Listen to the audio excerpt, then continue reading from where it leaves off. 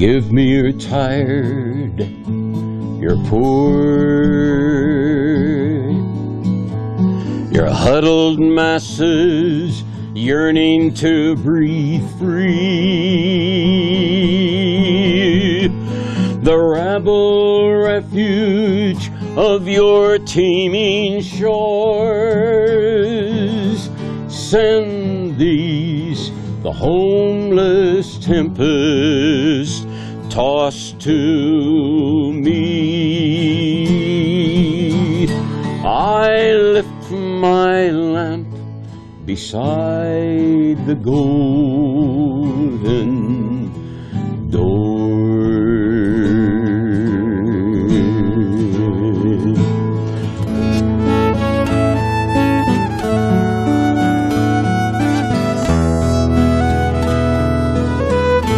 We Americans grow up with certain ideas in our heads, like you're innocent until proven guilty.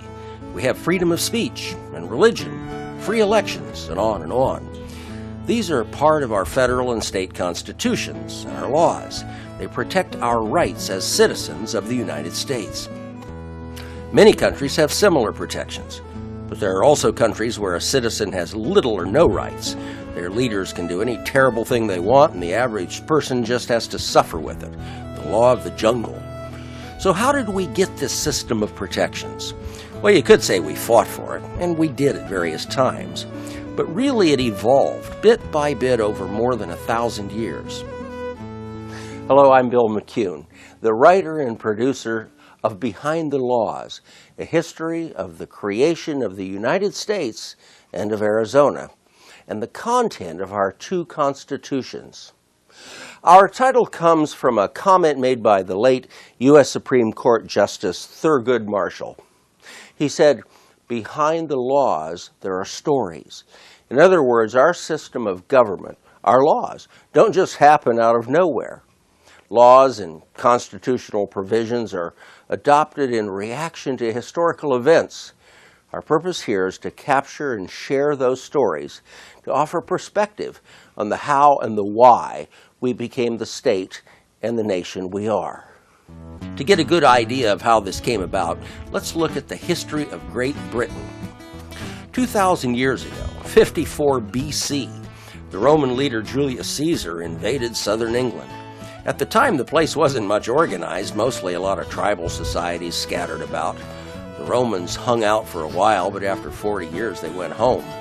But a half-century later, they came back and pretty much took over all of Britain, made it, in effect, part of the Roman Empire for the next 350-odd years. The Roman thing wasn't any kind of modern representative democracy where citizens vote to elect people to run their government, but they did have some impact in introducing a structure of government. So the Romans controlled much of Great Britain, married British girls, and influenced the culture. Well, as things happened around the year 400 AD, the Roman Empire basically fell apart. With them gone, some folks on the European continent said, "Hey, let's go over and pick up where the Romans left off."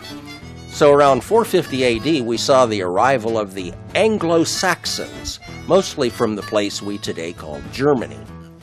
Some came with armies. Others were more like immigrants.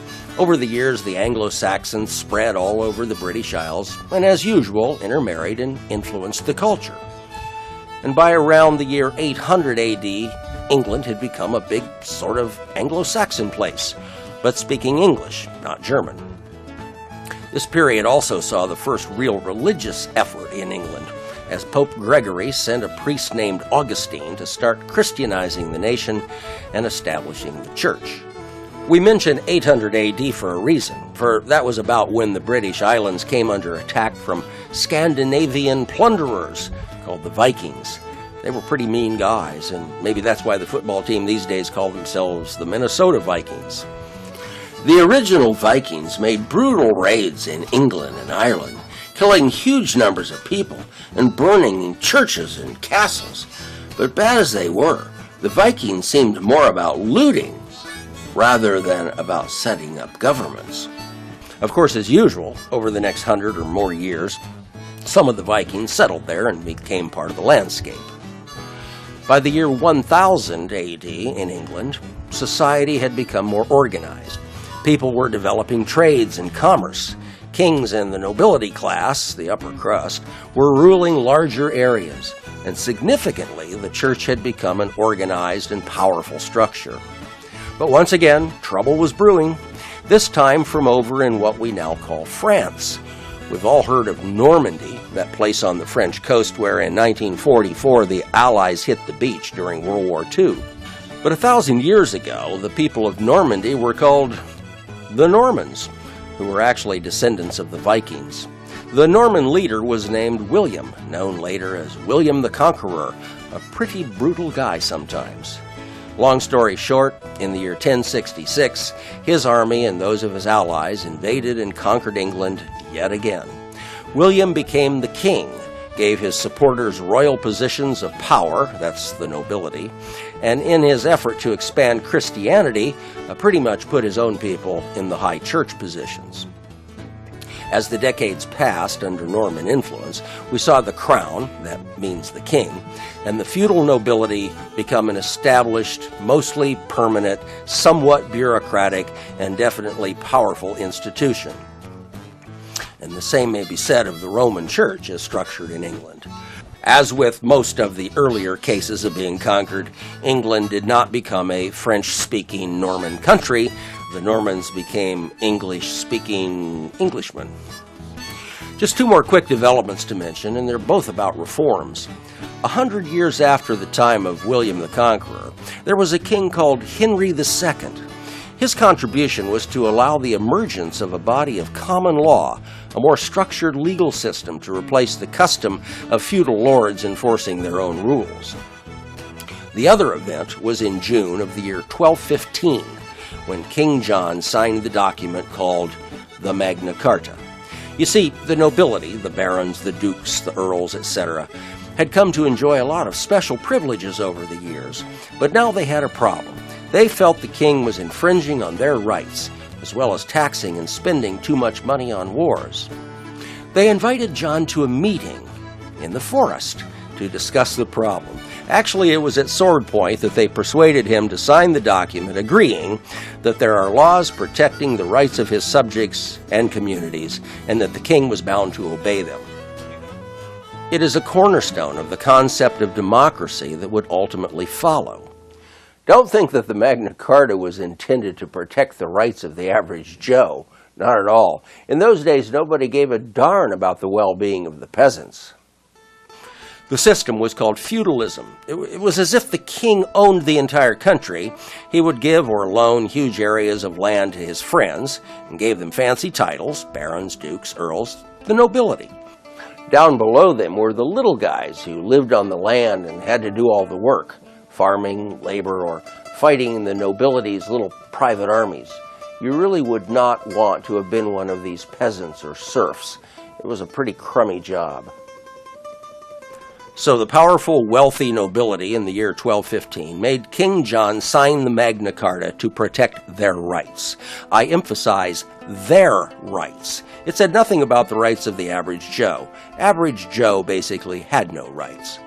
But an interesting thing happened. Over the next 300 or 400 years, the average lowly British citizen, including the American colonists, came to believe and insist that the Magna Carta was a statement of their rights as well. Later, as we get into the 1300s and 1400s, England gradually developed some practice of representation that evolved into what today is the British Parliament. So in a broad sense, this brings us up to the point where Christopher Columbus sort of discovers the New World. In 1492, Columbus sailed the ocean blue. We all know that rhyme about Columbus discovering America. Did he really? Well, sort of. Actually, he landed in the Caribbean islands off the east coast and to the south. During the next decade, he made the voyage 3 more times and explored around the area. His final visit was in 1502. People tend to picture the history of him discovering what is now the United States. The fact is, he was never within the boundaries of this country. But his most important contribution was popularizing, among Western European countries, the idea of coming to this new world at all. Back in England at about that same time, there was the beginning of a long drama. In 1509, King Henry VII died, and his 17-year-old son became Henry VIII. A few years later, Henry VIII had a wife named Catherine. He was unhappy with her because she could not bear him a son. Then he met a beautiful young woman named Anne Boleyn. He figured the thing to do was divorce Catherine and marry Anne. By that time, the church in Rome, what we now call the Catholic Church, was pretty powerful, and the divorce had to be approved by the Pope at the Vatican. But for various reasons, the Pope refused. Henry was not happy and figured the solution was to take away the Vatican's authority, at least in England. Now, he did not throw the church out altogether. Rather, he just sort of took it over and in a sense made himself the Pope, at least in England. He created what is today called the Church of England, also known as the Anglican Church, or in America, the Episcopal Church. So if he now ran the country and the church, he could grant himself an annulment of the marriage to Catherine, which he did and married Anne Boleyn. There were many Catholics who didn't buy into this new Church of England business. Henry made brutal rules against them. A Catholic priest could be imprisoned or even executed for not joining up, and this went on for quite a while. A couple of years later, Henry VIII decided to get rid of Anne Boleyn because she, too, could not give him a son. I don't know if he actually divorced her, but he did have her arrested for treason and beheaded. Henry went on to marry 2 more times, but we wonder why a woman would risk that. We tell this story because it started a long and often bloody conflict between Catholics and what became known as Protestants, a history that later influenced the U.S. Constitution. By 30-odd years after the Anne Boleyn incident, Henry had died and his 9-year-old son became King Edward VI. Edward was a sickly boy who died at age 15, just after naming his cousin, Lady Jane Grey, a Protestant like himself, to take over as queen. Jane was also aged 15. This did not sit well with some in the royal family, including Edward's oldest sister, Mary, who was a Catholic and felt she should be queen. It was not a fancy coronation, but Jane was quickly crowned Queen of England. No sooner had that taken place, but that all hell broke loose. In short, a war between Jane's Protestant supporters and Mary's Catholic supporters. Jane was very bright and well-educated, but still, she was 15 years old. Over the course of a week or so, Mary's forces prevailed and Jane Grey's crown was taken from her. She served as Queen of England a total of 9 days.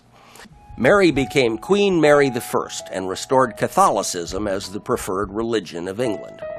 Jane Grey was sent to the royal prison in the Tower of London, and after a short time, on orders from Queen Mary I, was beheaded, having just turned age 16. And some kids today get upset when they can't go to the mall. Queen Mary did, kindly, grant her cousin Lady Jane's last request, that she be beheaded with a sharp sword instead of a blunt axe. After all, she was family. Queen Mary took after her father, Henry VIII, in that she didn't mind having people killed. During her 5.5-year reign, she had about 300 religious dissenters, presumably Protestants, executed. They were not beheaded. They were burned at the stake, thus earning her the nickname Bloody Mary. Mary died in 1558 and was replaced by her younger half-sister, Queen Elizabeth I. Good Queen Bess, as some called her, was the daughter of Henry VIII and his unfortunate second wife, Anne Boleyn, who, you'll recall, Henry had beheaded when baby Elizabeth was only 2 years old. Elizabeth was a Protestant. When older Catholic sister Mary I was queen, Elizabeth was actually sent to prison for supporting Protestant rebels.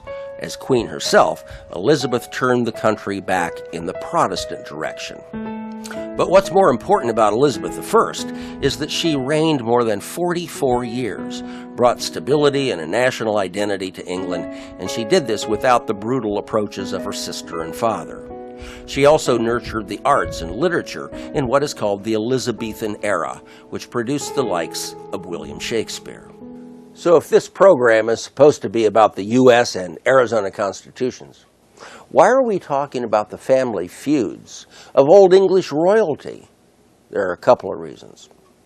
One is that our founding fathers, leaders of the Revolution, the drafters of the Constitution, were all basically citizens, subjects of the English crown. This was their history, the history they grew up studying. As such, they knew about the rights an Englishman was entitled to enjoy, topics we'll get to soon. They knew of the good things in English history, and more importantly, they knew of historical things they did not want repeated in the new United States of America. For example, we've been talking here about deadly fights, wars in England over whose religion was going to be the official government policy. There was plenty of that and more to come. But by comparison, look at the very first sentence of the very first amendment to the U.S. Constitution.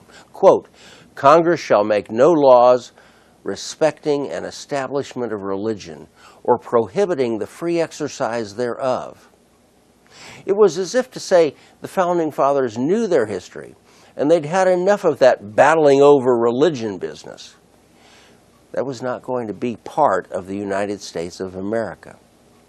But many other elements of the Constitution as well have their roots in the history and political policies, for better or worse, of the mother country. When thinking about American history, we often get our timelines confused. One might think that one day Columbus discovered the New World and the next day the Pilgrims were stepping onto Plymouth Rock. Well, not exactly. Some 60 years after Columbus left, the French arrived and established a colony called Fort Caroline near modern-day Jacksonville, Florida. A year later, 1565, Spain created a place down the road called St. Augustine. We know that eventually the British would dominate the settlement of our eastern seaboard, but it was still another 40 years before they finally had some relative success with the establishment of Jamestown, Virginia in 1606. And keep in mind, that was 100 years after Columbus's last visit. The beginning of larger-scale settlement was yet another 15 years away, as between 1622 and 1673, Massachusetts saw the establishment of 62 towns. That early Jamestown colonial effort was called the Virginia Company of London. It was a business enterprise bringing Englishmen across the pond. At first, all the land in the colony was owned by the company. The colonists were like sharecroppers. After a while, the company figured that folks would work harder if they could own their own land and allowed private property. An interesting footnote, in 1620, in an effort to create a more stable society, the company brought from England a boatload of marriageable young women. The price was 120 pounds of tobacco for each bride. But a more significant footnote is that the owners of the Virginia Company decided the colony might be more successful if the settlers had some say in the governing of things. And in 1619, they created the Virginia House of Burgesses, the very first elected legislative assembly in the New World. As the various colonies were created, each of them eventually established their own legislative body. Keep in mind that in those days, the right to vote or hold office was limited to men who owned property. So in the 1600s, we see three main European countries vying for a foothold and ultimately control of the New World: the British, the Spanish, and the French. And of course, there were the Native Americans who, from the European perspective, mostly didn't count. It's interesting, there were really three main groups who colonized in North America. We have the English, and we have the French, and the Spanish. And they all had different attitudes towards their treatment of the natives. Let's take the English first. Theirs was push them back, exterminate them, send them to slave camp, slave labor in the Indies and things like this. But they did not mingle with them. They just kept pushing them back. Eventually, the Americans would inherit a lot of that and to moving them to reservations. The British did not intermarry with the Indians as a rule. Let's just say usually, most of the time.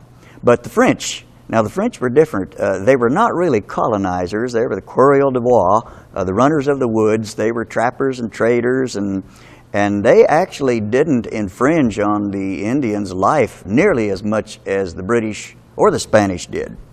And so you might say that the French were the best liked by the natives in North America. The Spanish were totally different in that they intermarried, but they had such a strict class system. Their caste system was so strong that if you had Indian blood in you, you were always a lower level. And they did intermarry. They shared their culture through religion. They shared their language, their music, their art, their architecture. They shared the horse, brought the horse in, and what I liked best, they introduced the guitar to this part of the country. But the Spanish contributions really, I think, to the natives, but by intermarrying with them, and they served in the Spanish military and so forth. So there was a whole lot more intermingling with through the Spanish than there was with any of the others who came into North America.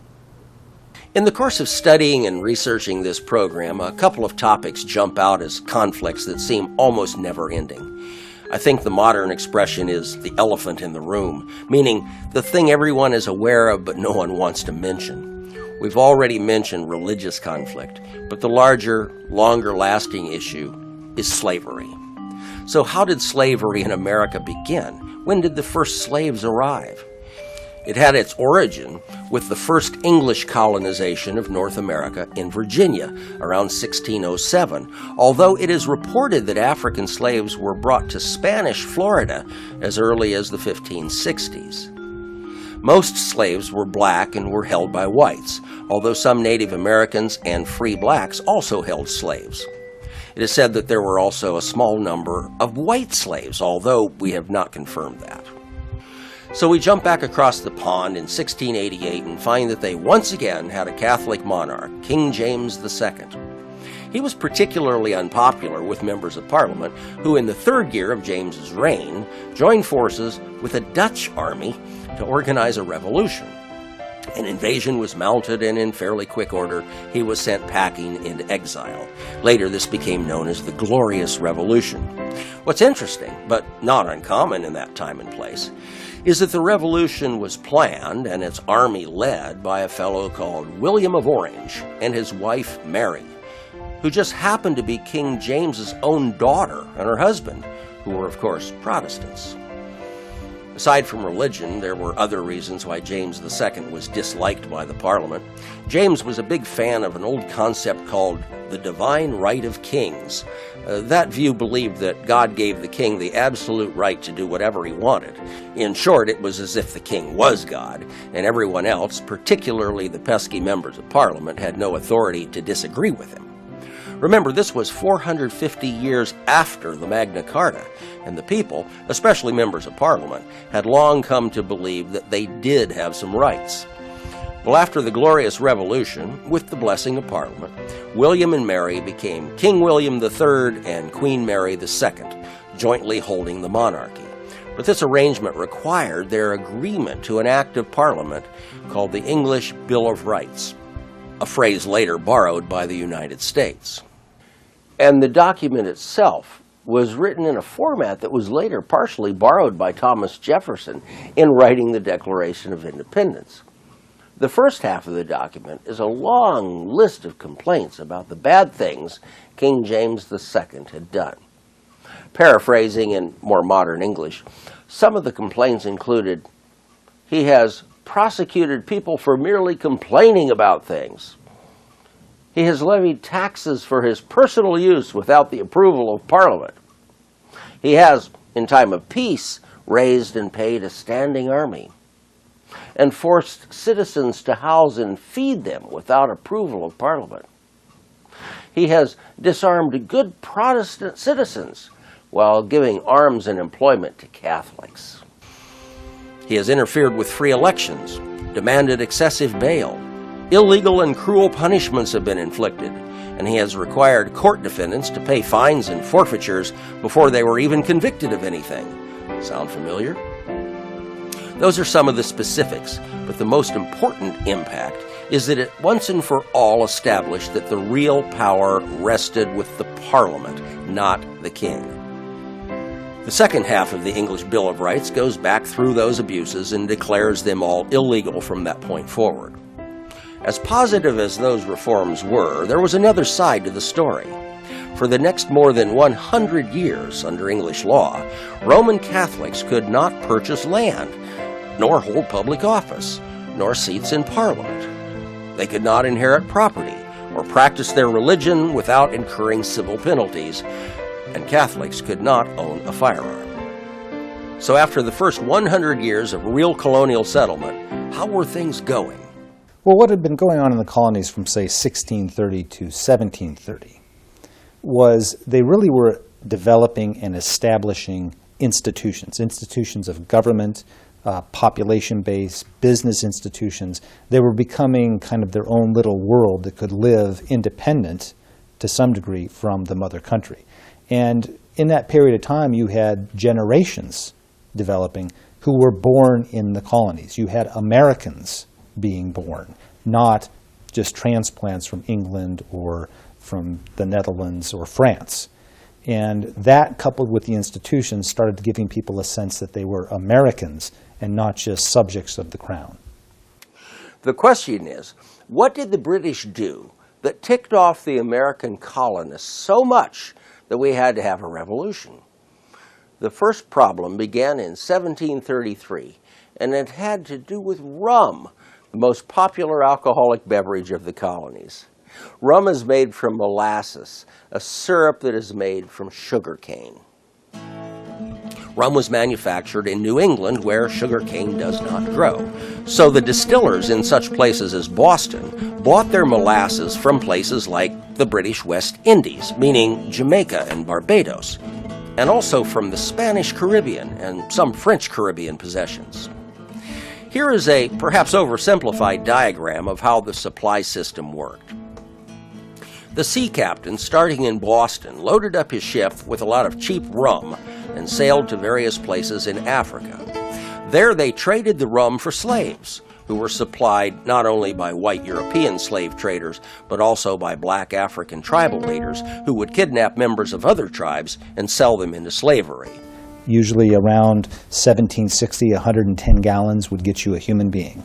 110 gallons of cheap rum, not very high quality rum, would get a human being to be loaded up on the ship. Most of those slaves went back to the Caribbean, where they grew more sugarcane to make more molasses to go back up to New England.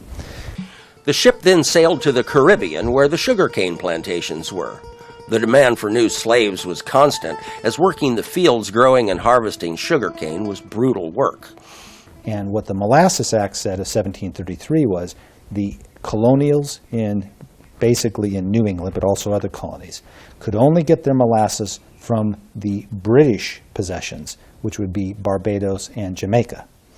Barbados and Jamaica were more valuable to the crown than all of the colonies combined, because that's where they also got their sugar. Well, of course, they traded the slaves for molasses, which was then taken to Boston and sold to the rum manufacturers for cash, and for rum to take to Africa to start the process over again.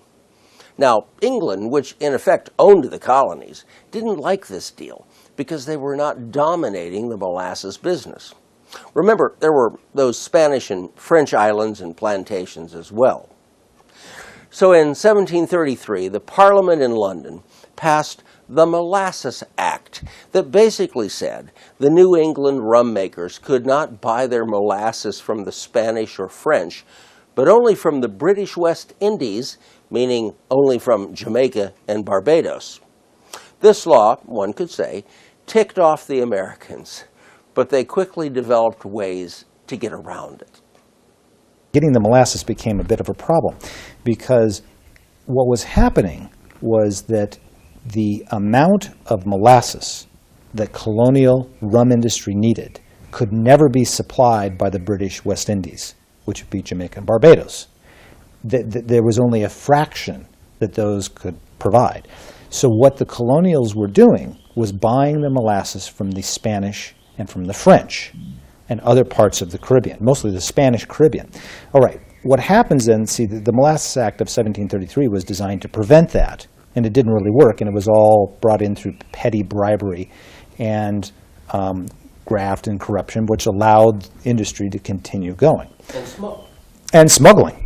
Okay, so for a long time, London did not really send its A-team of investigators to enforce the Molasses Act, and the colonists got by with lots of petty bribery and smuggling, viewed by some as a perfectly honorable profession. There were, I may be over-exaggerating here, but I think there were families in the Rhode Island area, which was rampant with smugglers, who listed as their occupation smuggler. If they took a census, it was a perfectly honorable thing to do. For the Massachusetts rum makers, it was all working fine. But down the road, around 1754, things changed. England and the colonists were engaged in what we call the French and Indian War. We were fighting the French, and to a lesser degree the Spanish, and certain Indian tribes over control of the Ohio River Valley. In practical terms, this was a war about who was going to dominate the American continent. We'll get to the impact of that war in a moment, but the British King and Parliament realized that if Boston rum makers were still buying molasses from the Spanish and French Caribbean, it was actually putting money in the pockets of those we were fighting a war against. Quickly, the Crown sent over a tougher lot of, let's call them molasses police. So they start to have to enforce the Molasses Act of 1733. And what they do to enforce it, among many measures, is writs of assistance, which is a general search warrant that allows the person holding the writ to the assistance of any Crown official to go search your house, your warehouse, your bedroom, any place, without specificity, to look for contraband molasses. And that's what it was all about. And that's what they fought against and reacted to. The key words you just heard were without specificity. In other words, a search warrant that didn't have to say what they were searching for, nor any reason to believe that you might possess those things they didn't know they were searching for.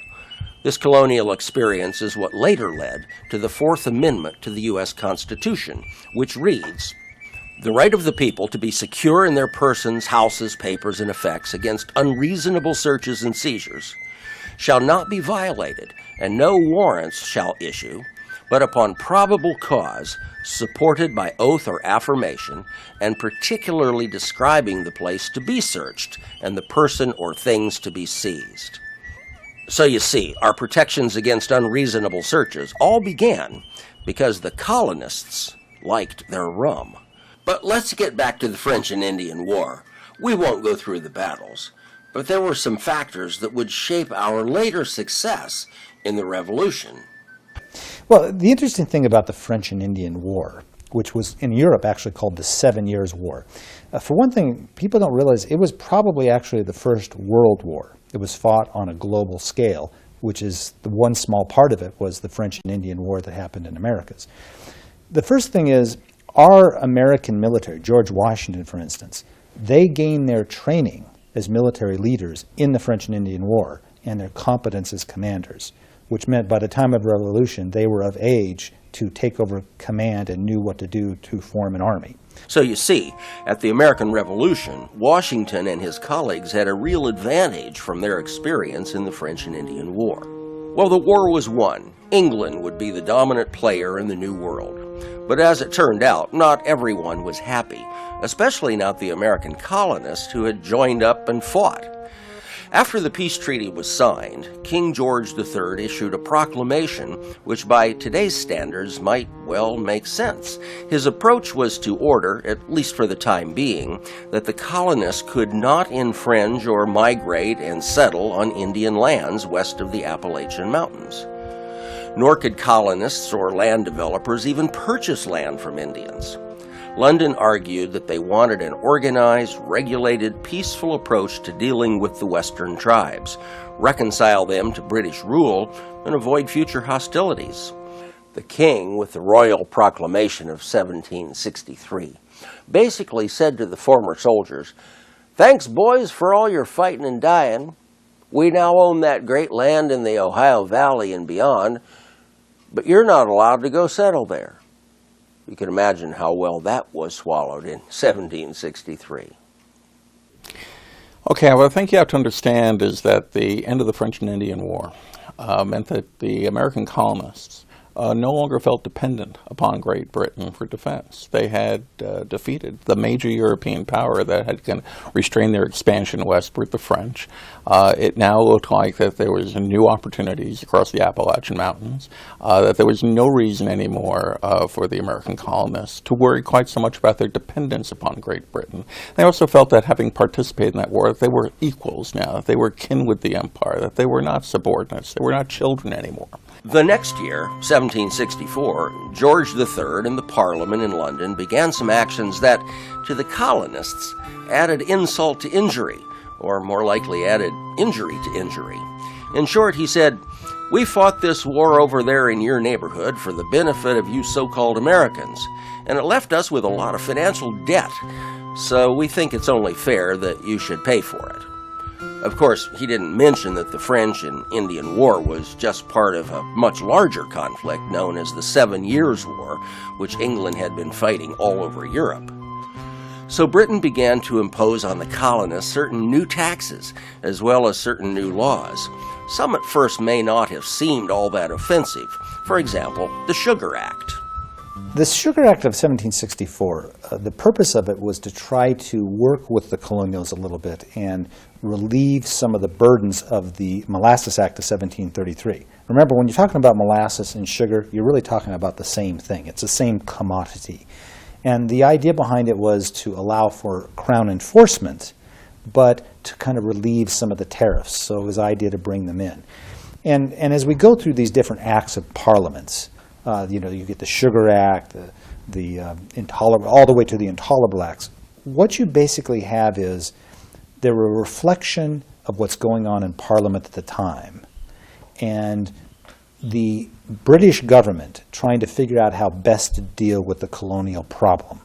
So sometimes some of the acts are more beneficial to the colonies, and some of the acts are more restrictive and going back and forth. Before we go on with the actions England took against the colonies, let's pause here in 1765, a bit more than 10 years before the Revolution, and let me go out on a limb to say something I think most historians would agree with.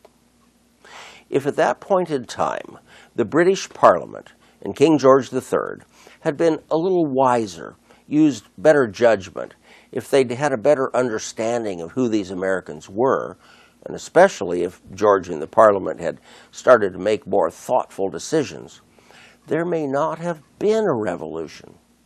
It would have been very possible that today's USA would still be part of Great Britain, the United Kingdom. Think of it, the Beatles might have been from New Jersey.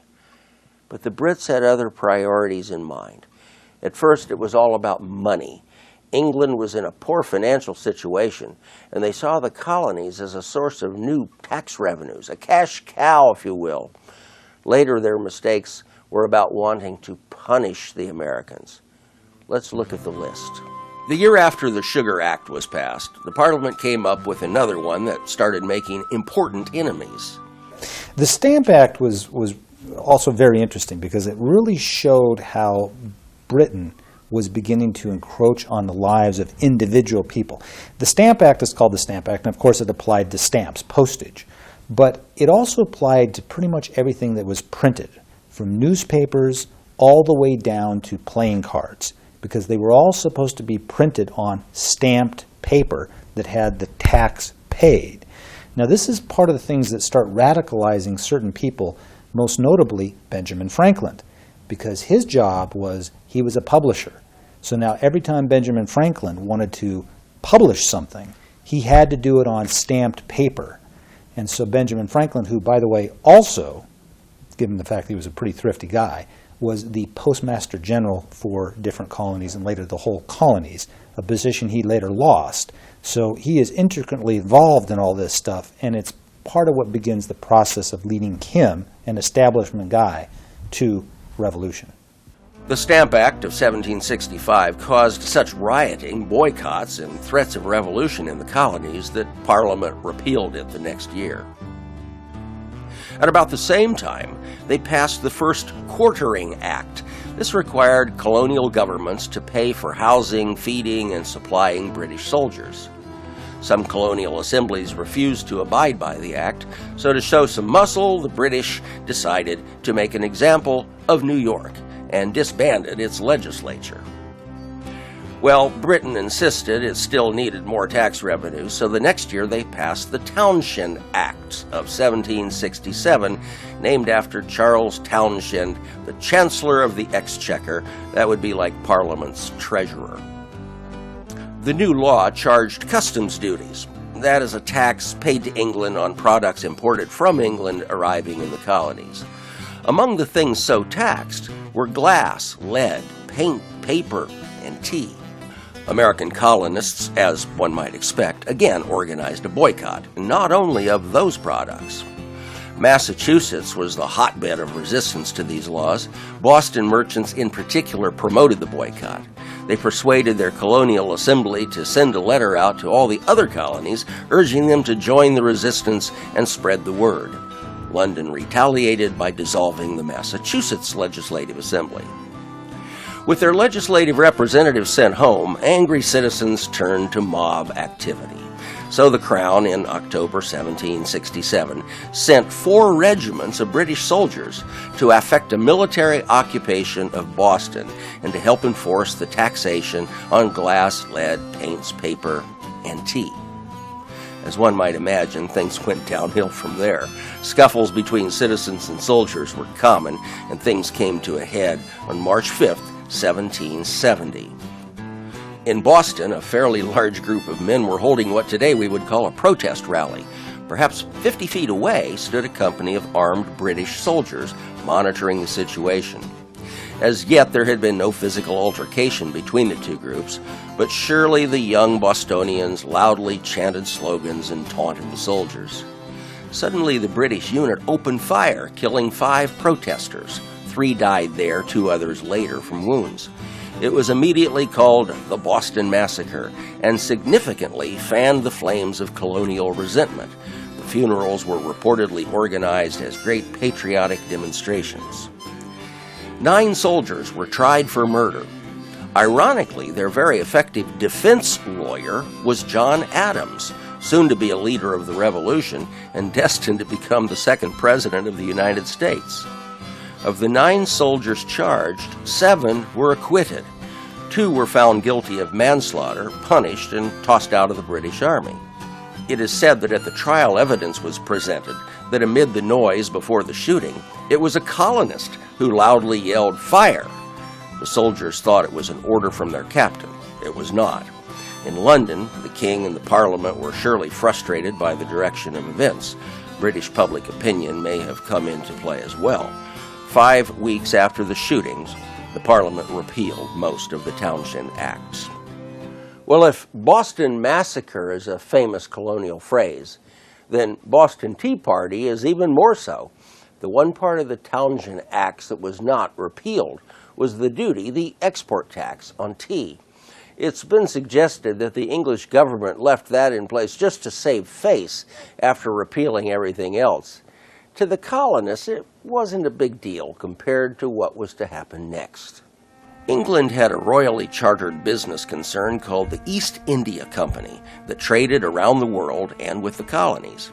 In 1773, the company was near bankruptcy, and the British government decided to bail them out.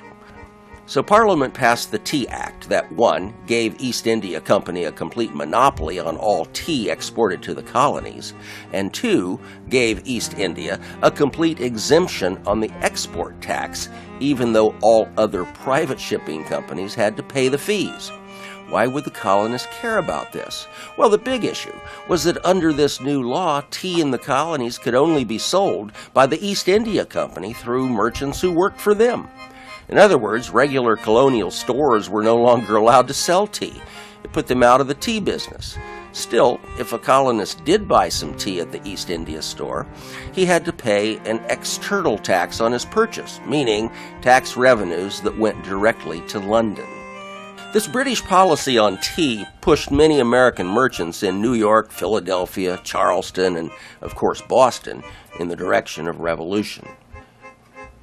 In Boston, 3 ships leased by the East India Company, the Dartmouth, the Eleanor, and the Beaver, arrived with cargoes of tea.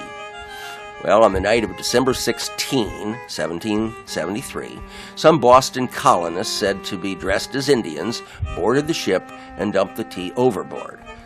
Some historians view the details of the incident as folklore. The Tea Act was an attempt to extract the tariffs and customs from tea. One of the things people don't really realize about the Boston Tea Party was it was not a protest against taxes. It was a protest because the ships in Boston Harbor were not paying taxes. They weren't paying the custom. They were part of the British East India Company, which had a monopoly from the Crown to bring tea into the colonies. So the local colonial importers had to pay the custom. The ships, which were the Eleanor, the Dartmouth, and the Beaver, which were the three ships in the Boston Tea Party that were involved, those ships didn't have to pay the custom for their tea. And that's what the protest was all about. Now, this whole stuff about the Sons of Liberty, they dressed up as little Mohawk Indians, everybody knew that was baloney. During the entire thing, they only broke one lock, and they sent a locksmith the next day to fix it. Another thing people don't realize, the value of the tea that they threw in Boston Harbor was probably worth about $2 million in today's dollars. There on the ships was an equal or greater amount of hard cider. The hard cider didn't end up in Boston Harbor. They rolled that back to the Sons of Liberty bar, where they took care of the hard cider that way. It was only the tea that ended up in Boston Harbor. So what came next were called the Intolerable Acts. This is a name thought up by the colonists, not the Brits. The leaders in London surely thought their actions were reasonable. The first was to completely shut down the port of Boston. No ships, no business, in or out. This was to stay in force until the Americans paid East India Company for the soggy tea and paid Parliament the taxes that were due on it. We assume this applied to the hard cider as well. The action was devastating to Boston's economy. The other colonies were outraged and soon began donating and transportating by land rice, wheat, sugar, flour, and even livestock to the beleaguered city. Boston called on all the colonies to support a complete boycott of British goods.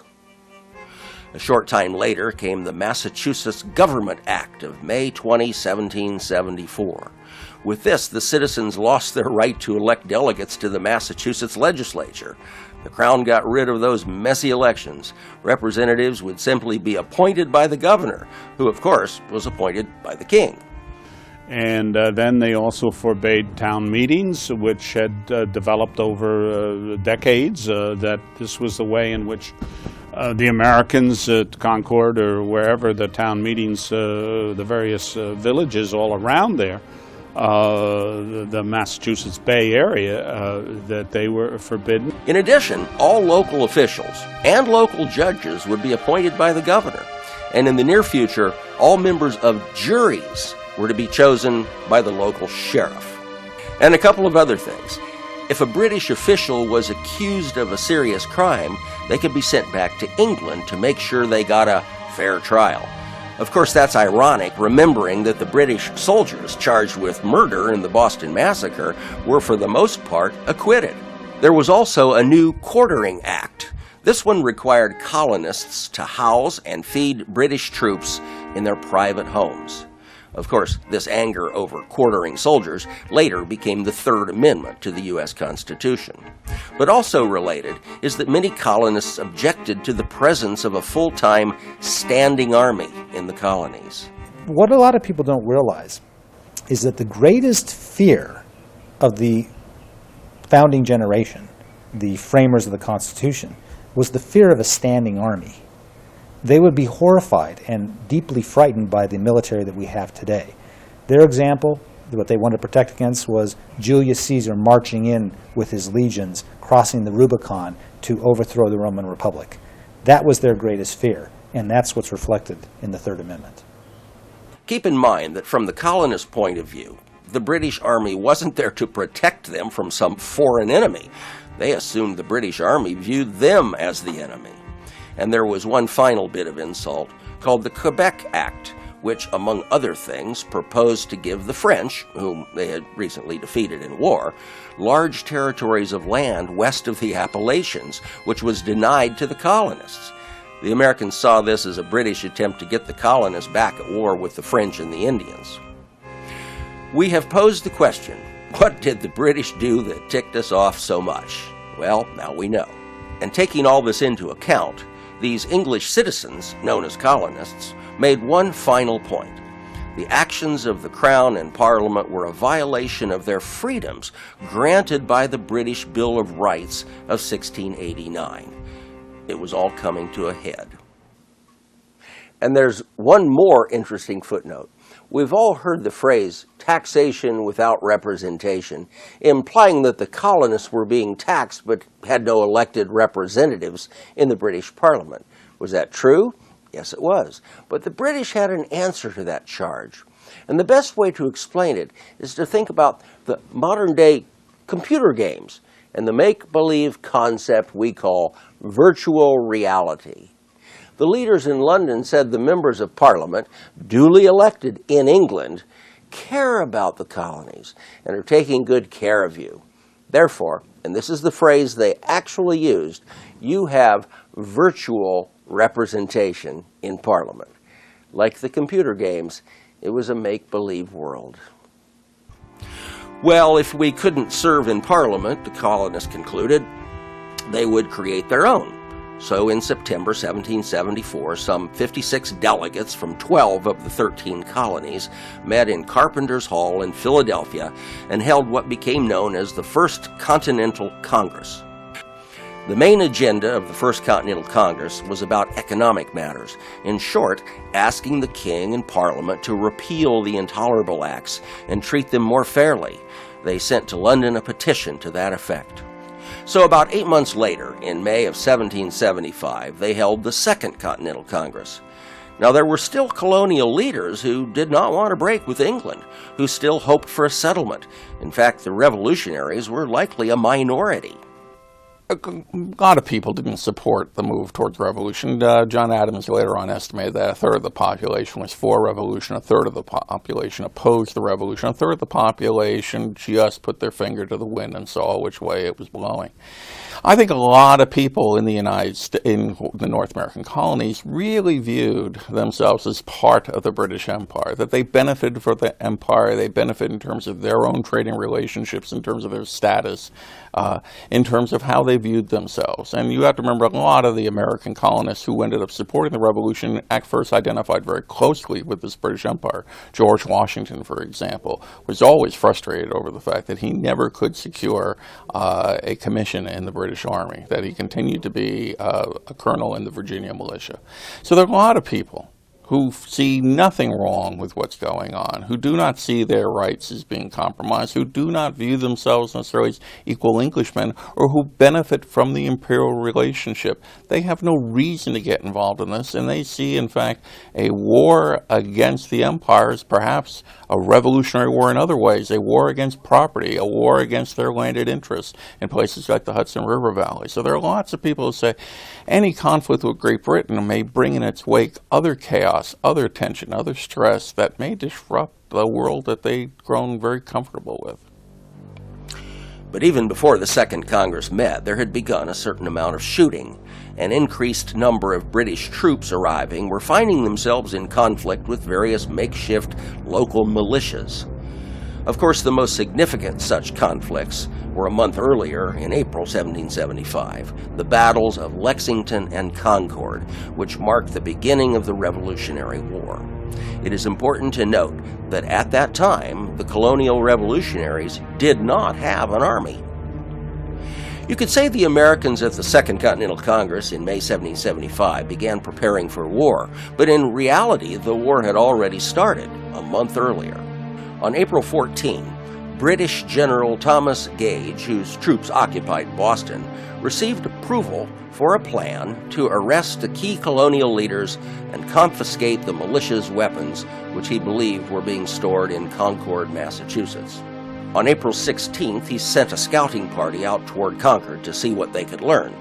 The greatest effect of this scouting effort was to allow the militias to figure out what the Brits were planning. 2 days later, on the 18th, the general sent a 700-man force on the road to Concord. Of course, by this time, the colonists knew what was coming, had removed their armaments from Concord, and set up an early warning system as to where the British troops were. The British arrived first at the village of Lexington. The small militia was far outnumbered and decided not to attack.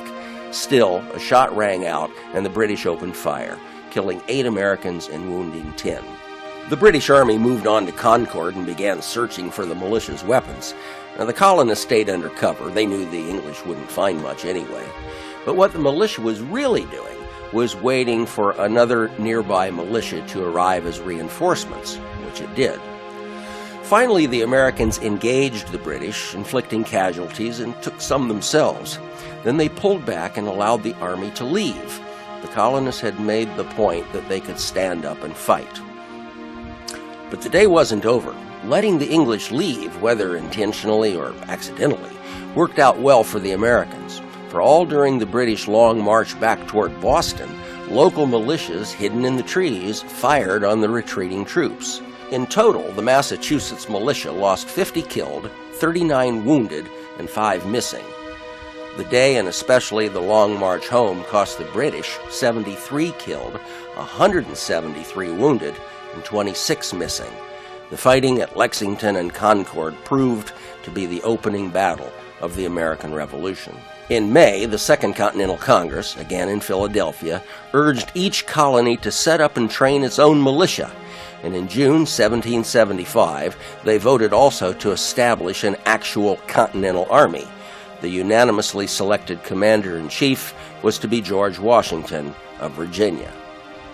Meanwhile, the British Army received reinforcements from England, bringing their numbers to 6,000 well-trained soldiers.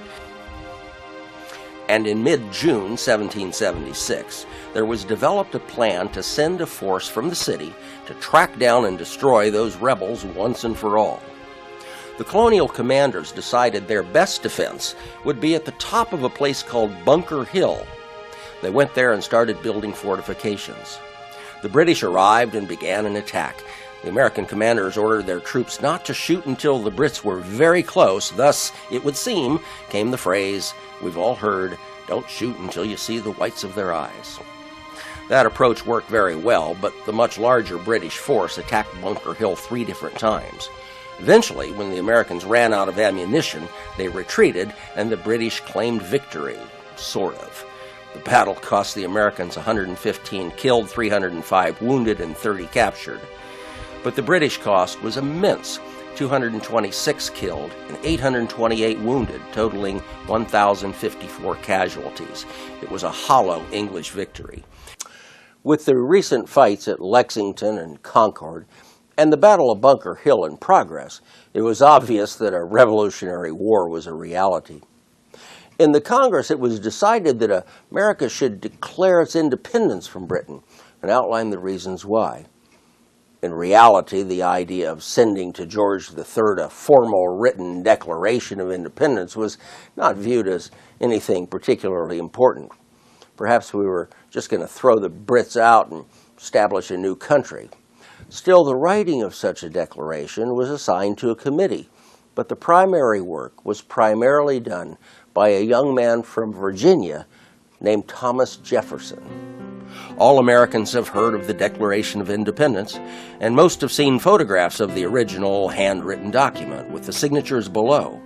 But not many have ever actually read it, and if they did read it, did many understand it? My guess, not completely, and for 2 reasons. First, some words, phrases, and writing styles used in 1776 are not much used today.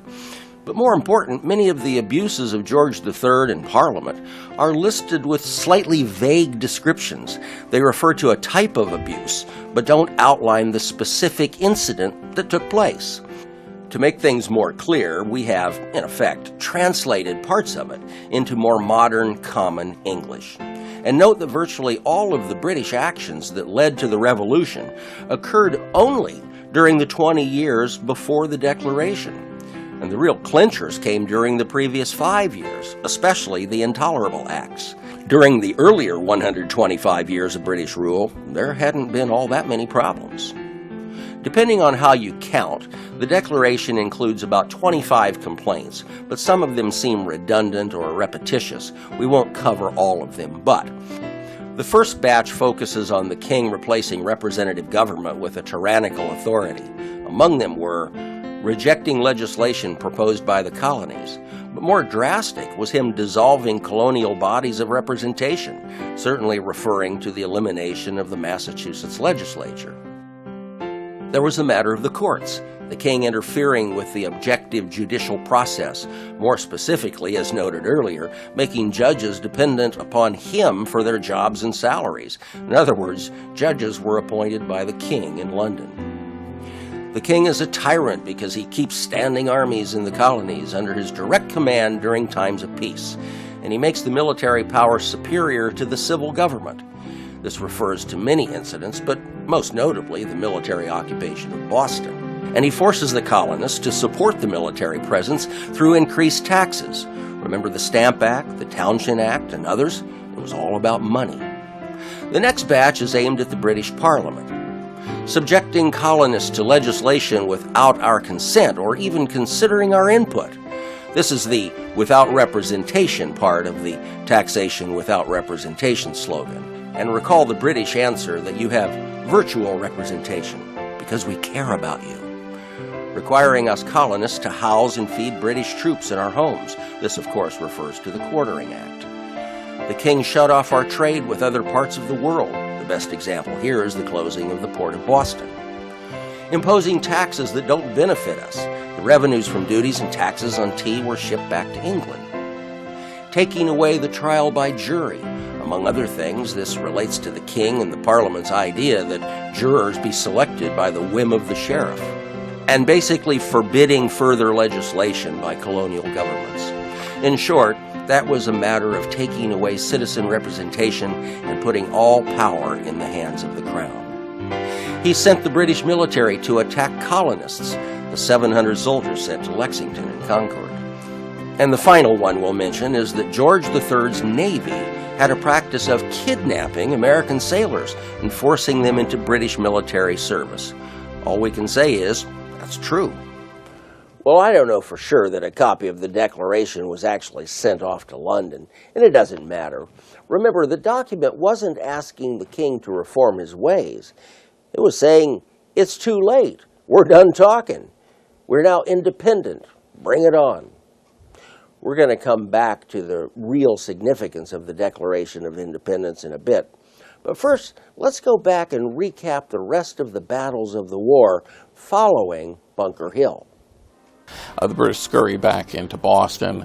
They are put under siege. They try to break that siege several times, notably the Battle of Bunker Hill, but in the end they are forced to evacuate Boston. So this is a first great American triumph. But things don't go well for the Americans after that for a while. An American effort to invade Canada falls apart. The British then invade Long Island, take over Manhattan, and penetrate into New Jersey. By the end of 1776, in fact, it looks as if George Washington, the new American commander, is less than successful in his job. He rallies his troops for an attack on Trenton against Hessian occupying forces in December 1776, follows that up with a little victory at Princeton, New Jersey, against forces under someone he's going to meet later, Lord Cornwallis. And these victories, as much as anything else, are morale boosters. They show that the Americans can win some battles. But that morale would have to last some time, because in 1777, again, British forces move into New Jersey, eventually take Philadelphia. It's a disaster for Washington to lose the capital of the Continental cause. The big success that year happens in upstate New York. British attempts to cut apart the American colonies by going through the Hudson River Valley and down through upstate New York are defeated, set back, notably at the Battle of Saratoga, surrender of a major British expeditionary force under John Burgoyne to Horatio Gates. This is a major victory. Its major significance, in fact, is that it convinces the French that the Americans are in this for the long term, that the American effort at independence is not going to collapse. That's an impression I think they could have gotten beforehand, given the less than satisfactory performance of Washington's army in the British in the Middle Colonies. Once again, in 1778, after that winter at Valley Forge, Washington does counterattack. The British decide to pull out of Philadelphia all the way across back into New York. Washington follows them, but isn't able to get the kind of battle that George Washington wanted to fight.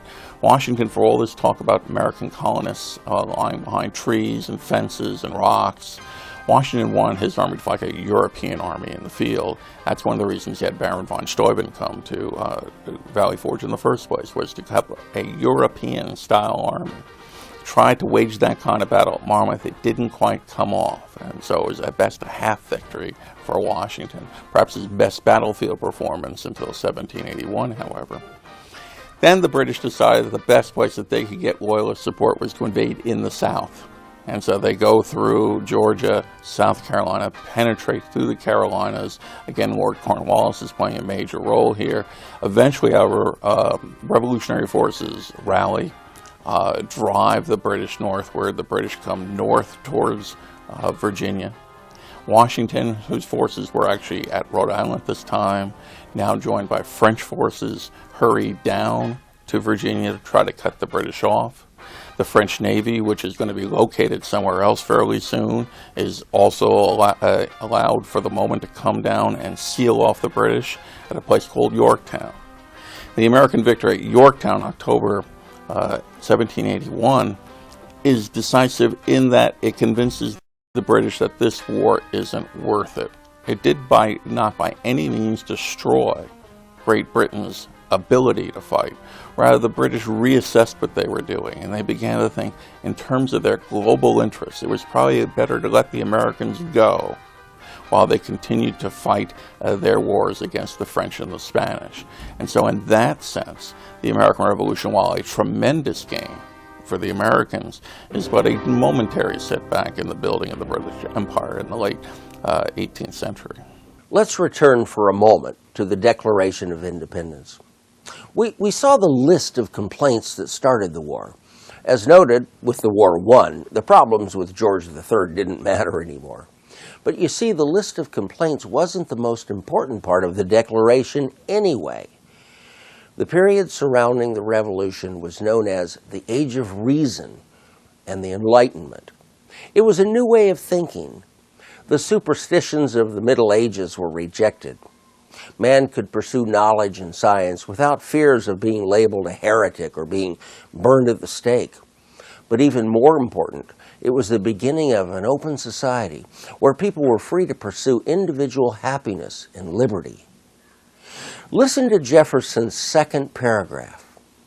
We hold these truths to be self-evident that all men are created equal, that they are endowed by their Creator with certain unalienable rights, that among these are life, liberty, and the pursuit of happiness, that to secure these rights, governments are instituted among men, deriving their just powers from the consent of the governed. The original draft of the Declaration of Independence said, we hold these truths to be sacred and undeniable. Benjamin Franklin came in and edited Thomas Jefferson to create the cornerstone of the entire revolutionary basis, which is, we hold these rights to be self-evident, that all men are created equal, and they are endowed by their Creator with certain inalienable rights. And we get the rights just because you can't alienate them from our being. And that's what the Enlightenment gave us, and that is the foundation of our government that had existed no place else before that time. No, the Declaration of Independence is not a law. No, it's not part of the Constitution. But in many ways, its words have become a moral standard for which the United States should strive. By 8 days after the first signing of the Declaration of Independence, the Continental Congress concluded there should be some kind of a formalized government.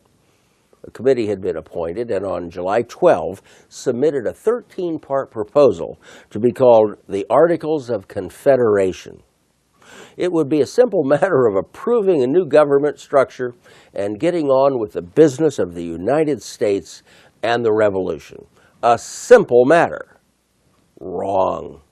Well, the Congress approved it okay, a mere 16 months later, in November of 1777.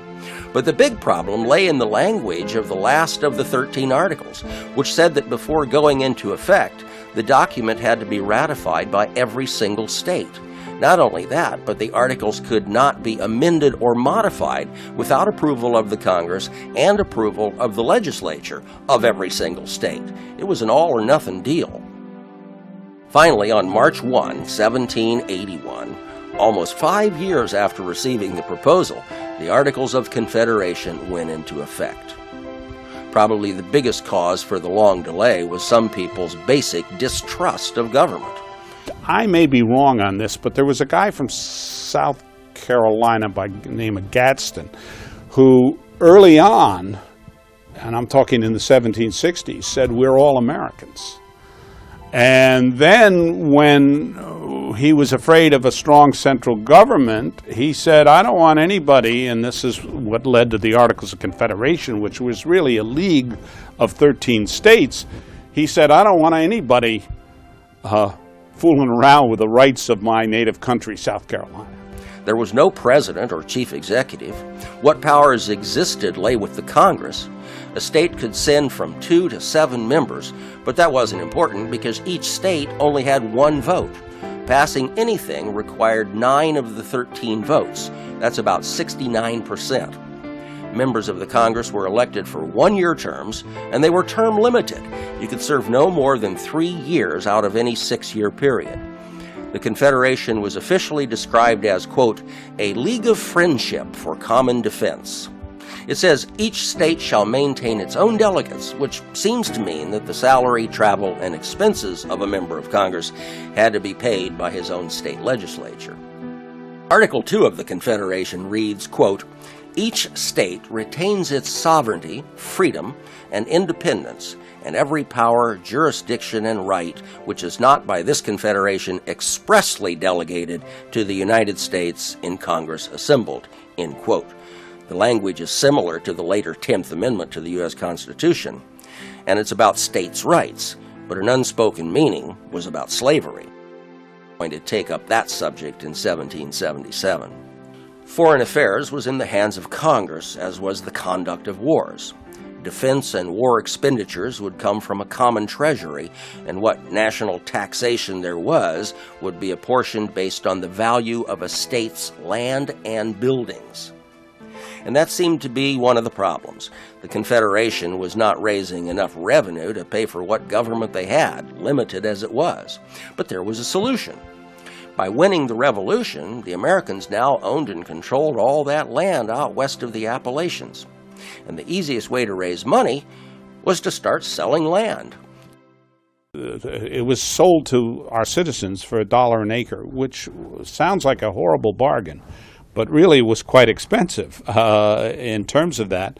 And some land companies had bribed members of the Congress to sell it much cheaper to big land companies, because this was a revenue act, and they wanted to bring in revenue to keep the articles going, and much cheaper, maybe 8 cents an acre or something. And one of the interesting things is, so there was bribery, what's new in this world, but the principle, I think, is somewhat important, even though there's some tarnish to it, that people would be able. And it became a policy that Washington had, and that Lincoln ultimately helped him get elected in 1860, was a promise of a Homestead Act of 1862. That was a very important issue in the election of 1860. Looking back over the past 2+ centuries, it seems the most significant thing the Confederation did was approve the Northwest Ordinance. The Northwest Ordinance set in law the method by which an area could become a territory, how it would be governed, and how a territory would become a state. And what's interesting is that this law, under the Articles of Confederation, adopted several years before the U.S. Constitution, is still the law today. And what is significant is that the details outlined in the ordinance serves as the working constitution for American territories, including the 49 years that Arizona was a territory. Beyond that, the loose confederation just really didn't work. It needed a stronger central government to kind of hold it together, and the Articles really didn't provide that. It was a confederacy more, where the states could you had to have a unanimous decision, and it just didn't work. It sounds good, but it didn't work, and so the founding fathers later realized we would have to have a constitution, and this would call for a stronger central government and hold the states together. Would hold the states together better. Well, the delegates met up in Philadelphia and proceeded to do two things, which, if done today, would have every American citizen, special interest, institution, and the news media screaming at the tops of their lungs. First, they undertook their efforts in absolute secrecy. And second, they completely scrapped their assignment and instead, on their own hook, decided to design an entirely new form of government, the Constitution. Could you imagine that today? The Constitutional Convention was conducted behind closed doors, a secret meeting where the delegates were convinced at the outset that they could not do the business of creating either amendments to the Articles of Confederation or a new constitution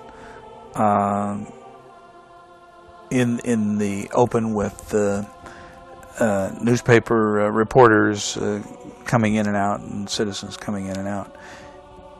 And I think in major part it was done because the delegates recognized early on that what they were going to do was not amend the Articles of Confederation, which is what they were sent there to do, but to write an entirely new constitution, because they recognized very early that the Articles of Confederation needed significant reworking to the point of coming up with a new constitution.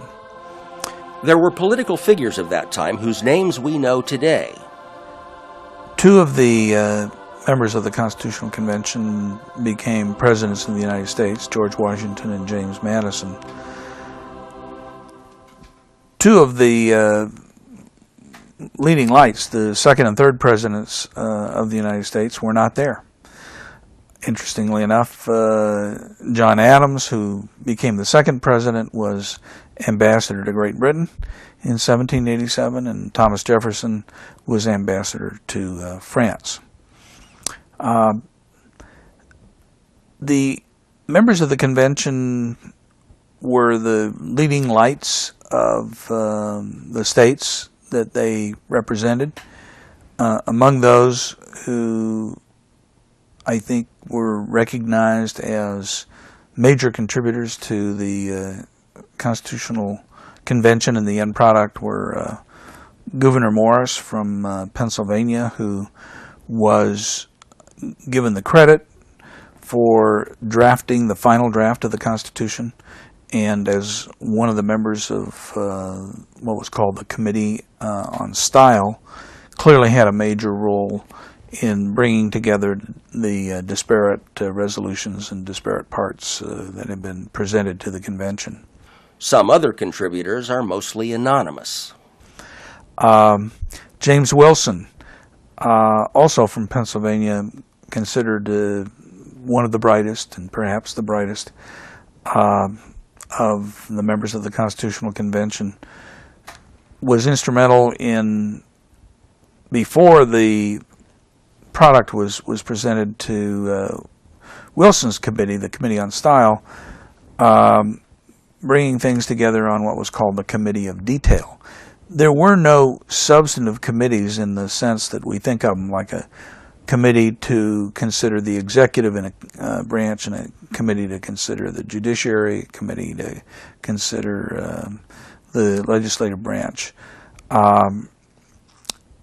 They met as a group, as a committee of the whole, and discussed matters as a committee of the whole. Benjamin Franklin was the oldest member of the Constitutional Convention, the only one in his 80s. There were several in their 60s, but by and large, this was a young group, many in their 40s and a number in their 30s.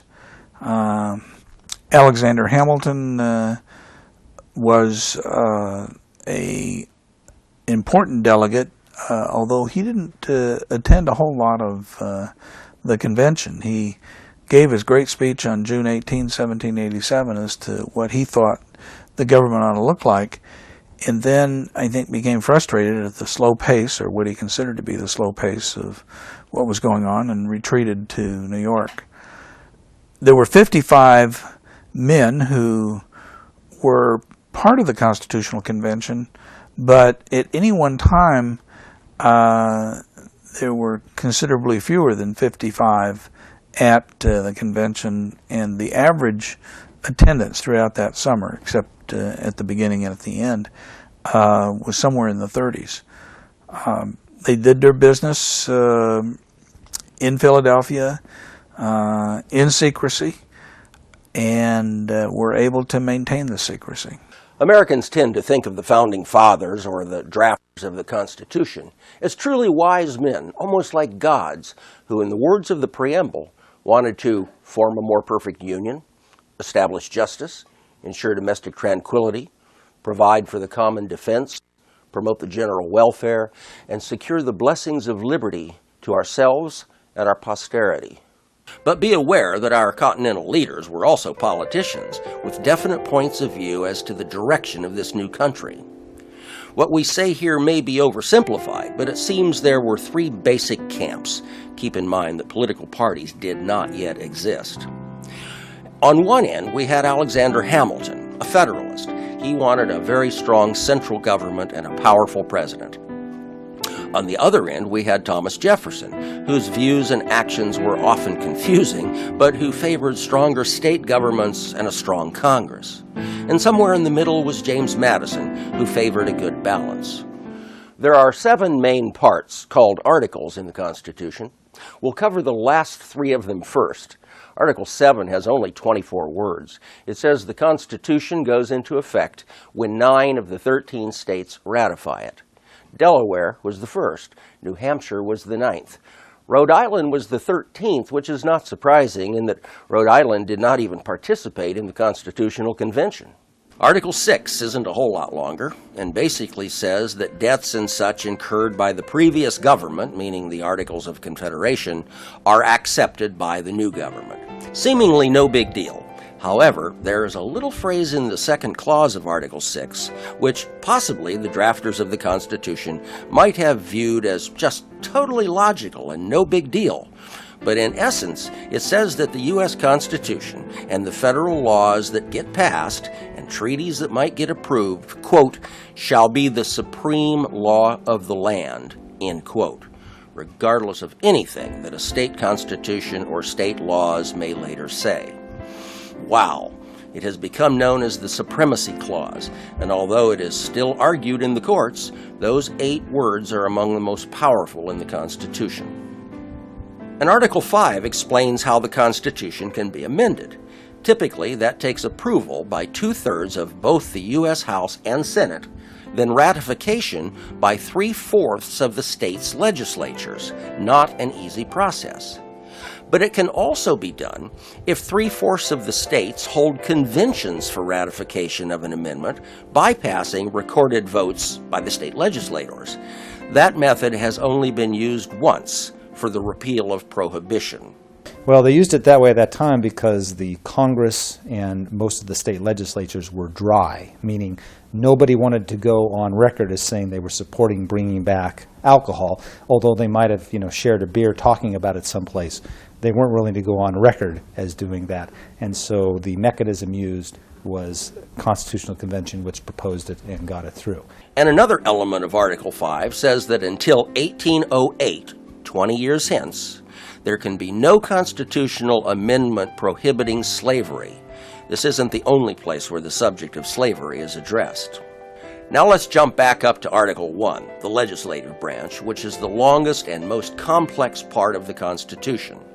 A lot of it includes basic things we all know. There will be a House of Representatives with 2-year terms and a U.S. Senate with 6-year terms. Each state gets only 2 senators, but there will be 1 House member for every 30,000 citizens based on a census every 10 years. Now, pause here for a moment. This got changed later, but if today it was still 1 representative for each 30,000 people, the U.S. Congress would have 10,000 members. The House has been capped at 435, and with 50 states, we have 100 senators. The members of the House and Senate choose their own leaders, except the Vice President of the United States is technically the presiding officer of the Senate.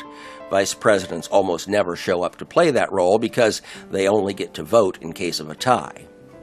Impeachment is an interesting element. The House of Representatives can bring impeachment against an official. That would be like a prosecutor filing a charge against someone. Then the Senate tries the case. They act as a jury. If convicted, the official is tossed out of office.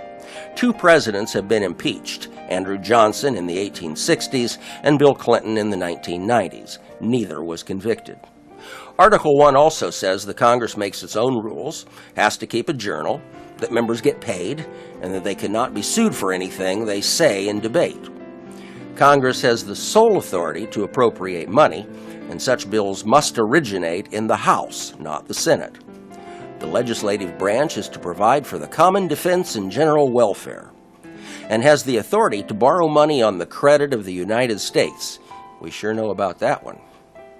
It also says when a bill is passed by both houses, they must send it to the President. He can sign it into law or return it with his objections. The word veto does not appear in the Constitution. Someone came up with that word later. Congress can also make laws on bankruptcy, coin money, and regulate its value, fix weights and measures, punish counterfeiting, promote science and the arts, allow for patents and copyrights, establish post offices and postal roads, create lower courts, and fight and punish piracy. And very significantly, it can lay and collect taxes. Let's look at one of the most controversial provisions, Article 1, Section 8, Clause 3. It reads, "The Congress shall have the power to regulate commerce with foreign nations and among the several states and with Indian tribes." Likely in 1787, that didn't seem controversial at all. But let's focus on the phrase that really created issues. Congress shall have the power to regulate commerce among the several states. The way this has been interpreted over the years is that any kind of commerce activity, meaning business, buy, sell, or transport something, that involves 2 or more states can be regulated by acts of Congress. In the 1960s, aside from the moral arguments, much of the constitutional authority cited for congressional action in the civil rights field was based on the Commerce Clause. It was sometimes argued that if you or your business even received mail from another state, you were engaged in interstate commerce and therefore subject to regulation. A bill of attainder, a favorite trick of old Henry VIII in England, was where he'd make Parliament pass a law to punish one specific person. Remember how he wanted to get rid of his wife, Anne Boleyn? I think he had Parliament vote that she was guilty of treason, which she wasn't, and they cut her head off.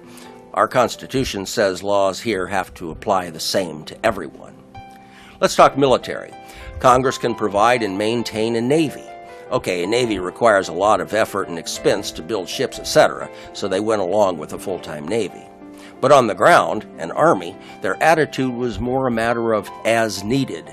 The Constitution says they can call forth the militia to execute the laws of the Union, suppress insurrections, and repel invasions. Militias were state level, like the modern-day National Guard. Remember, the founders were not big fans of a big permanent standing army. The Constitution says Congress has, quote, the authority to raise and support armies, end quote. It goes on to say that appropriation of money for such armies shall not be for a longer term than 2 years. That makes a point. But go back to the actual language. It says, authority to raise and support armies. Plural, armies, implying armies as needed. Not a big permanent military industrial complex army, but armies as needed.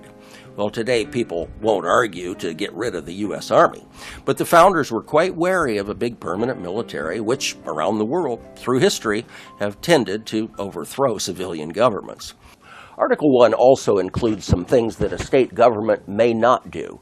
Among these are, they cannot issue their own money, they cannot make their own treaties with other states or other nations, they cannot engage in a war unless it's part of a U.S. war, except if they happen to be invaded by someone.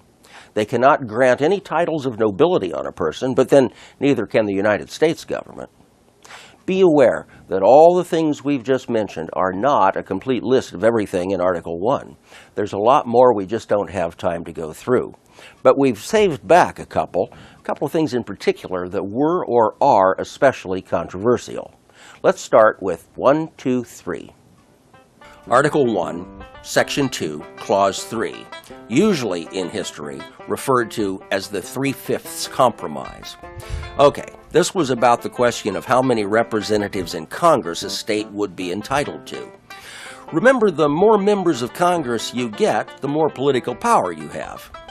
So what the framers said was that we would have a census, that is, count the population of the country, and then each state would get members of Congress based on its proportionate share of the national population. Fine, that's how it's done today. But in 1787, there was another factor called slavery. Let's say 2 states had exactly 1 million people each. That is to say, 1 million free people. But one of those 2 states also had 1 million slaves, while the other state had no slaves. Well, the leaders of the slave state wanted their slaves counted in the census, thereby giving their state twice as many representatives in Congress, twice the political power. The people in the free states might have said, wait a minute, if you were going to let your 1 million black African slaves vote and elect some black African slaves to serve in Congress, then that might be fair. But you don't let them vote. You don't even let them learn to read. So if your slave state was entitled to twice as many congressmen, it would just be wealthy white slave owners electing other wealthy white slave owners to go to Congress and supposedly represent the best interests of black African slaves. You know that ain't gonna happen. The issue, the argument there in the secret convention, probably represented the single biggest threat to having a constitution at all. We don't know who said what. Theoretically, the delegates opposed to slavery perhaps could have gone ahead and formed a slave-free country. It might have had 6 states, with an opposite country to the south, but not likely. It was more complicated than that. Former Arizona legislative leader Art Hamilton. People always believed that it was, in fact, the South that certainly supported slavery and the North always opposed. What I certainly found out was that exactly is not the case, because much of the northern economy, particularly with the advent of industrialization, became dependent upon making cloth. That cloth depended upon cotton. Cotton was the major resource of the South, and to make that economy work depended upon slavery. So an awful lot of people in the North decried slavery, but were perfectly content to let it exist in the South, because economically they benefited from it as well, though they would never admit that it brought any profit to them. In the end, the delegates agreed to count a slave as 3/5 of a person in the census. I've had friends say, how dare they to have counted my ancestors as only 3/5 of a person? Counted a slave as a whole person would have given the Southern slave owners even more political power in the Congress. As it was, for the next 70 years until the Civil War, slave-owning Southerners exercised more than their fair share of influence in the U.S. House of Representatives, and for that matter, in the Electoral College. And then we come to what is likely the biggest argument about the Constitution. We say biggest because it is still an ongoing argument some 200 years later. Article 1, Section 8, Clause 18. It says, Congress shall have the power, quote, to make all laws which shall be necessary and proper for carrying into execution the foregoing powers and all other powers vested by this Constitution in the government of the United States or any department thereof. This is known as the necessary and proper clause, the elastic clause, and the implied powers. It goes by all of those names. In effect, it says, hey, we here in 1787 don't know what's going to be important 100 or 200 years from now. So we're saying the future Congress shall have the power to pass any necessary and proper laws dealing with any future situation. That seemed to make sense. However, and we're getting a little ahead of ourselves here, but a couple of years later, the states ratified the first 10 amendments to the Constitution. The conflict lies with Amendment number 10, which basically says that any power in the Constitution that isn't specifically given to the federal government is automatically left to the power of the states. The other side says we, the federal Congress, can do anything that is necessary and proper to carry out the intent of the Constitution. It's like an argument over who's in charge here, the feds or the states. It is a fact that more often than not, historically, the winning side of the argument has been that the Congress has the authority to do what it deems necessary and proper. But the 10th Amendment advocates continue to argue their point. The bottom line is that we're not going to settle the argument here. And one other little interesting story about legislative authority. Article 1, Section 8, Clause 17 allows for the creation of what today is called Washington, District of Columbia, D.C., the seat of government. The article says that such a district may be no more than 10 miles square, that's 100 square miles, and would be from land donated by some states. So Maryland and Virginia in 1791 ponied up, donated the land on either side of the Potomac River, and all was well. Not quite. After a while, some people, especially in Virginia, had second thoughts. They were concerned that former Virginia residents, now in the District of Columbia, had lost their representation in Congress. There were also complications related to the slavery issue, which you can read about on the internet. The bottom line is that in 1847, the Virginia part of the District of Columbia was given back to Virginia. Today, the nation's capital is not 100 square miles, but 69 square miles, all of which was donated by the state of Maryland. And residents of the nation's capital still do not have a voting representative in Congress, and certainly not a U.S. Senator. The office of the presidency, as we know it here in the 21st century, is a world different from what was written in the original Constitution. I don't think I'm too far off base in saying that the original 1787 presidency, as outlined, was only a little bit more powerful than a modern-day high school student body president. Jefferson, who was for limited power, probably loved it. Hamilton, who was for a strong executive, probably hated it. There are only 6 little clauses outlining the presidency, as compared to more than 50 outlining the structure and the powers of Congress. So the Constitution says the presidency and the vice presidency are 4-year terms. What's interesting here is that originally they had an election and the top vote getter became president and the first runner-up became vice president, even if they couldn't stand each other, sort of like a Miss America contest. In short, they didn't run together as a ticket. This later got changed in the 1804 election with the 12th Amendment. Section 2 of Article 2 says, the President is the Commander-in-Chief of the military. What is little known is that this Commander-in-Chief business is not a military rank. Even though soldiers salute him, or someday her, Commander-in-Chief is a civilian position, consistent with the approach that our military is under civilian control. Next, among other things, it makes clear that the heads of government departments are not independent, but they work for and answer to the President. Then it says the President can grant reprieves and pardons. He can appoint ambassadors and judges and make treaties, etc., with advice and consent of the Senate. It says he has to inform Congress as to the state of the Union from time to time. These days, it's usually a speech. Years past, it was in writing. He has to make sure that laws are properly carried out. That's why we call it an administration. But the most interesting one is that he can force Congress to adjourn its session. There may have been one, but I don't know of any historic situation where a president has done that. But the interesting fact is that originally the powers of the president, as written in the Constitution, were pretty puny. It has been the personalities of presidents and circumstances that they have faced which have transformed it into the powerful institution it's become. Then we have Article 3, the judicial branch. It has only 3 sections. The first section creates the Supreme Court and notes that Congress can create lower courts as needed, which you'll recall is already noted in Article 1, the powers of Congress. It says federal judges serve, quote, during good behavior, end quote, meaning it's a lifetime appointment unless they exhibit some bad or illegal behavior. The section also says they will be paid for their services.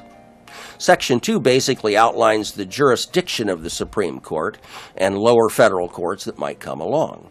The language lists about every kind of legal issue or lawsuit imaginable, but this wide approach soon brought about the 11th Amendment, the very next amendment after the Bill of Rights. In 1793, someone named Chisholm sued the state of Georgia over something. The suit was directly filed in and decided by the U.S. Supreme Court. The state of Georgia argued that the federal court overstepped its bounds, that the matter should have been strictly in state court. Well, just 2 years later, in 1795, the Constitution was amended, restricting what cases could go directly to the U.S. courts. From Georgia's point of view, what was the big deal? Well, the states were very jealous of their individual state sovereignty. They did not want the federal court directly deciding cases they viewed as state matters. Maybe you can appeal to the U.S. Supreme Court, but they did not want the federal government being the first stop along the way. You see, formation of the United States was viewed as a uniting of the states, sovereign states. And here's what's interesting. Today we would say the United States of America, one nation, one country, the USA is our country. USA is our country. But back then they didn't say is. They said the United States are such and such. The view was that our country is a collection of individual sovereign states. Legally, it was probably the Civil War that started making us one nation. As a practical matter, it was probably World War II. Politically, it was probably passage of the various civil rights acts of the 1960s. The next thing mentioned is that trials will be by jury except for impeachment, which we've already covered. Then it again defines treason, but makes the point that in punishment for treason there shall be no bill of attainder and no corruption of blood. A crime is a crime, and punishment has to apply the same to everyone. That's about what the Constitution outlines regarding the judicial branch. The millions of other words of rules and process about the courts have come from case rulings and precedents, which is based on the previously discussed old concept of English common law. Article 4, the states, includes some basic things which are also mentioned elsewhere in the Constitution, and at least one thing that historically is significant and controversial. The basic things include full faith and credit. It says that a given state must share with other states information about any public acts, records, and judicial proceedings. It requires states to cooperate with each other. Article 4 says that the federal government will guarantee that each state will have a republican form of government, government elected by the people. That does seem basic, but what it says is that if, in a given state, some strongman or organization or paramilitary group tries to take over the government and create a dictatorship, the federal government was obligated to step in militarily if necessary and restore control to properly elected leaders. Other basic things. A citizen of a state is entitled to all the privileges and immunities of citizens of all states. It means we are one nation. If you live in Arizona and travel to Nebraska, then you automatically have all the same rights as a resident of Nebraska. 423, Article 4, Section 2, Clause 3, quote, "No person held to service or labor in one state, under the laws thereof, escaping into another, shall in consequence of any law or regulation therein be discharged from such service or labor, but shall be delivered up on claim of the party to whom such service or labor may be due." End quote. So what the heck does all that mean? What it means is that if a slave from the South escaped and ran away to the North, the northern state was obligated to try to capture the slave and send him back to his slave master in the South. Remember, a slave was considered a piece of property. We want our property back. This was something that anti-slavery people went along with for the sake of getting agreement for the original Constitution, but that doesn't mean that they went out of their way to send escaped slaves back south. Okay, that's an overview of the original Constitution, the one about which everyone in politics claims to be an expert. But I repeat, what we covered here is not every clause nor every detail. That would take hours or days. Getting 9 of the 13 states to ratify the proposed Constitution was not going to be a slam dunk. The idea needed to be sold. Now, this was in the days before radio, television, internet, all the things used in modern political campaigns. But they did have printing presses and newspapers. So a few of the drafters started writing essays explaining the provisions of the proposed Constitution and urging its approval. These collected writings later became known as the Federalist Papers. The sentences and paragraphs in it are not laws, not part of the Constitution, but they're the best record of what the Founding Fathers had in mind, what they were thinking in designing our system of government. So when current-day politicians pontificate about the Founding Fathers meant this or that in the original Constitution, one should hope that those politicians have carefully studied the Federalist Papers. There were 85 papers. Most of the Federalist Papers were written by Hamilton and Madison. John Jay wrote 5 of the Federalist Papers, and he took sick during the campaign and therefore didn't write as many as the others. The essays were published for the most part in newspapers in New York under the name Publius. Hamilton, Jay, and Madison did not use their real names, but I think at a certain point people figured out who the authors were. They are, by most accounts, the most important works of political theory in the United States ever. At the time they were written, they were the most important pieces justifying a Republican form of government. But keep in mind that out among the states, ratification was not an election day where voters showed up and cast ballots. Rather, it was votes cast within the state legislatures for the Constitution or against it. There was one exception. Rhode Island, which you will recall did not send delegates to the convention, did not sign the Constitution, Rhode Island held a referendum vote of the people. And typical of Rhode Island, at least at that time, the people voted 237 in favor of the Constitution and 2,708 opposed. I'm not a great historian, and therefore I cannot tell you what was going on in Rhode Island. Later, the legislature of Rhode Island came back and did ratify the Constitution by a vote of 34 in favor and 32 against. 34 to 32. The legislatures of Delaware, New Jersey, and Georgia voted unanimously for the Constitution. But in some other states, it was pretty darn close. New Hampshire's legislature approved it by 57 votes to 47.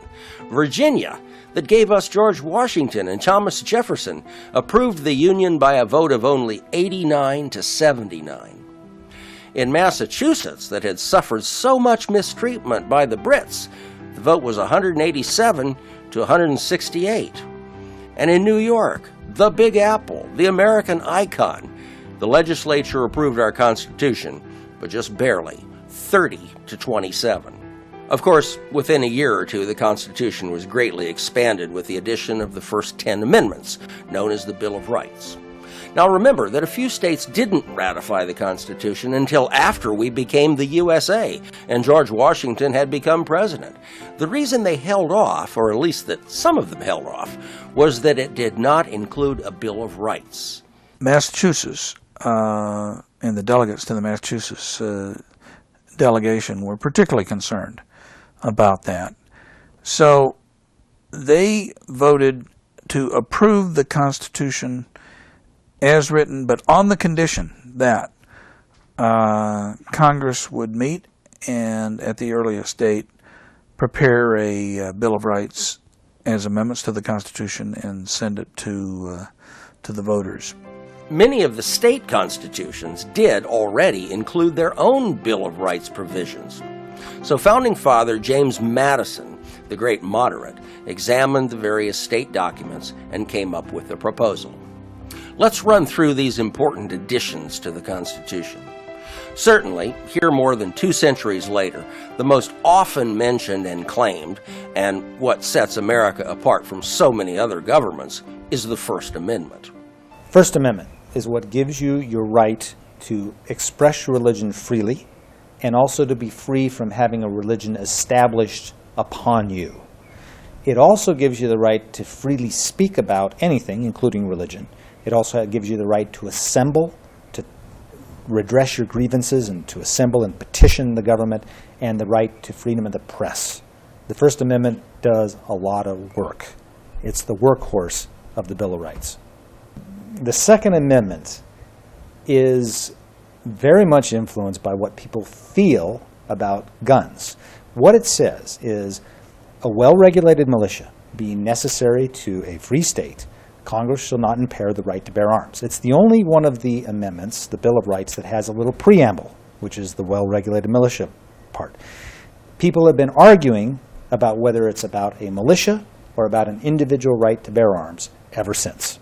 The roots of this gun rights argument goes back to the point we've discussed, that the Founding Fathers did not trust having a permanent standing army. Such armies tended to overthrow governments, to create dictatorships. If there was a need to defend the country with a large military force, it should be done by calling upon activating the militias, which were well regulated by the federal government, but sort of owned and operated by the state governments, citizen soldiers who typically owned their own firearms. What's really interesting is the language found in the Arizona Constitution, Article 2, called the Declaration of Rights, and written 120 years after the U.S. Bill of Rights. If you go way down to Section 26, you'll find the title Bearing Arms. It reads in part, "The right of the individual citizen to bear arms in defense of himself or the state shall not be impaired." In defense of himself. If the U.S. Second Amendment was worded that way, there would have never been an argument. The Third Amendment meant something at the time but doesn't mean much today, and we've talked about this. It says the government cannot force you to house and feed soldiers in your home. We've also talked about the Fourth Amendment and how it grew out of the Molasses Act.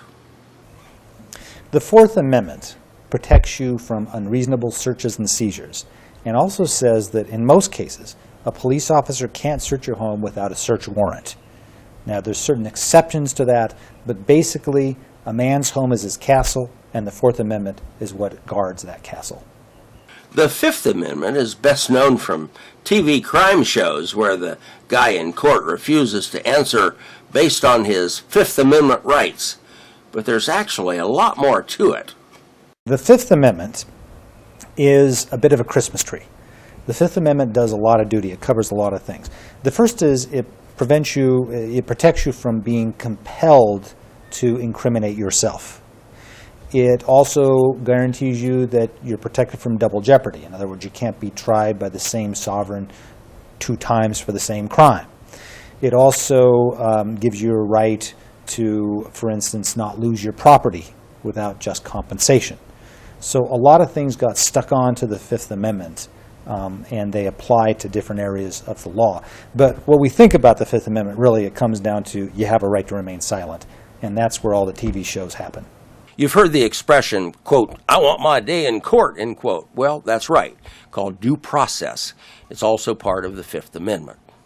Nobody will be, for instance, punished except by the law of the land. So due process is the law of the land. By the time of the Constitution and the Bill of Rights, it's articulated as the Due Process Clause. And then in the 14th Amendment, the Due Process Clause is extended and incorporated to the states. So now the federal government guarantees our Due Process Clause. Anytime you go to court, anytime you confront a government agency, anytime a lawyer is representing you, there is a process that has existed before, and that is due to you. And that's what that constitutional guarantees you every day, even if your lawyer or your case doesn't have anything to do with constitutional law per se. The Sixth Amendment gives you certain rights if you're on trial for a crime. The Sixth Amendment is another Christmas tree. A lot of stuff is in the Sixth Amendment. One is it gives you a right to a jury trial in a criminal case. It gives you a right to have a lawyer. It gives you a right to compulsory process. So you want to get a subpoena to bring somebody into court to testify for you, it's the Sixth Amendment that does it.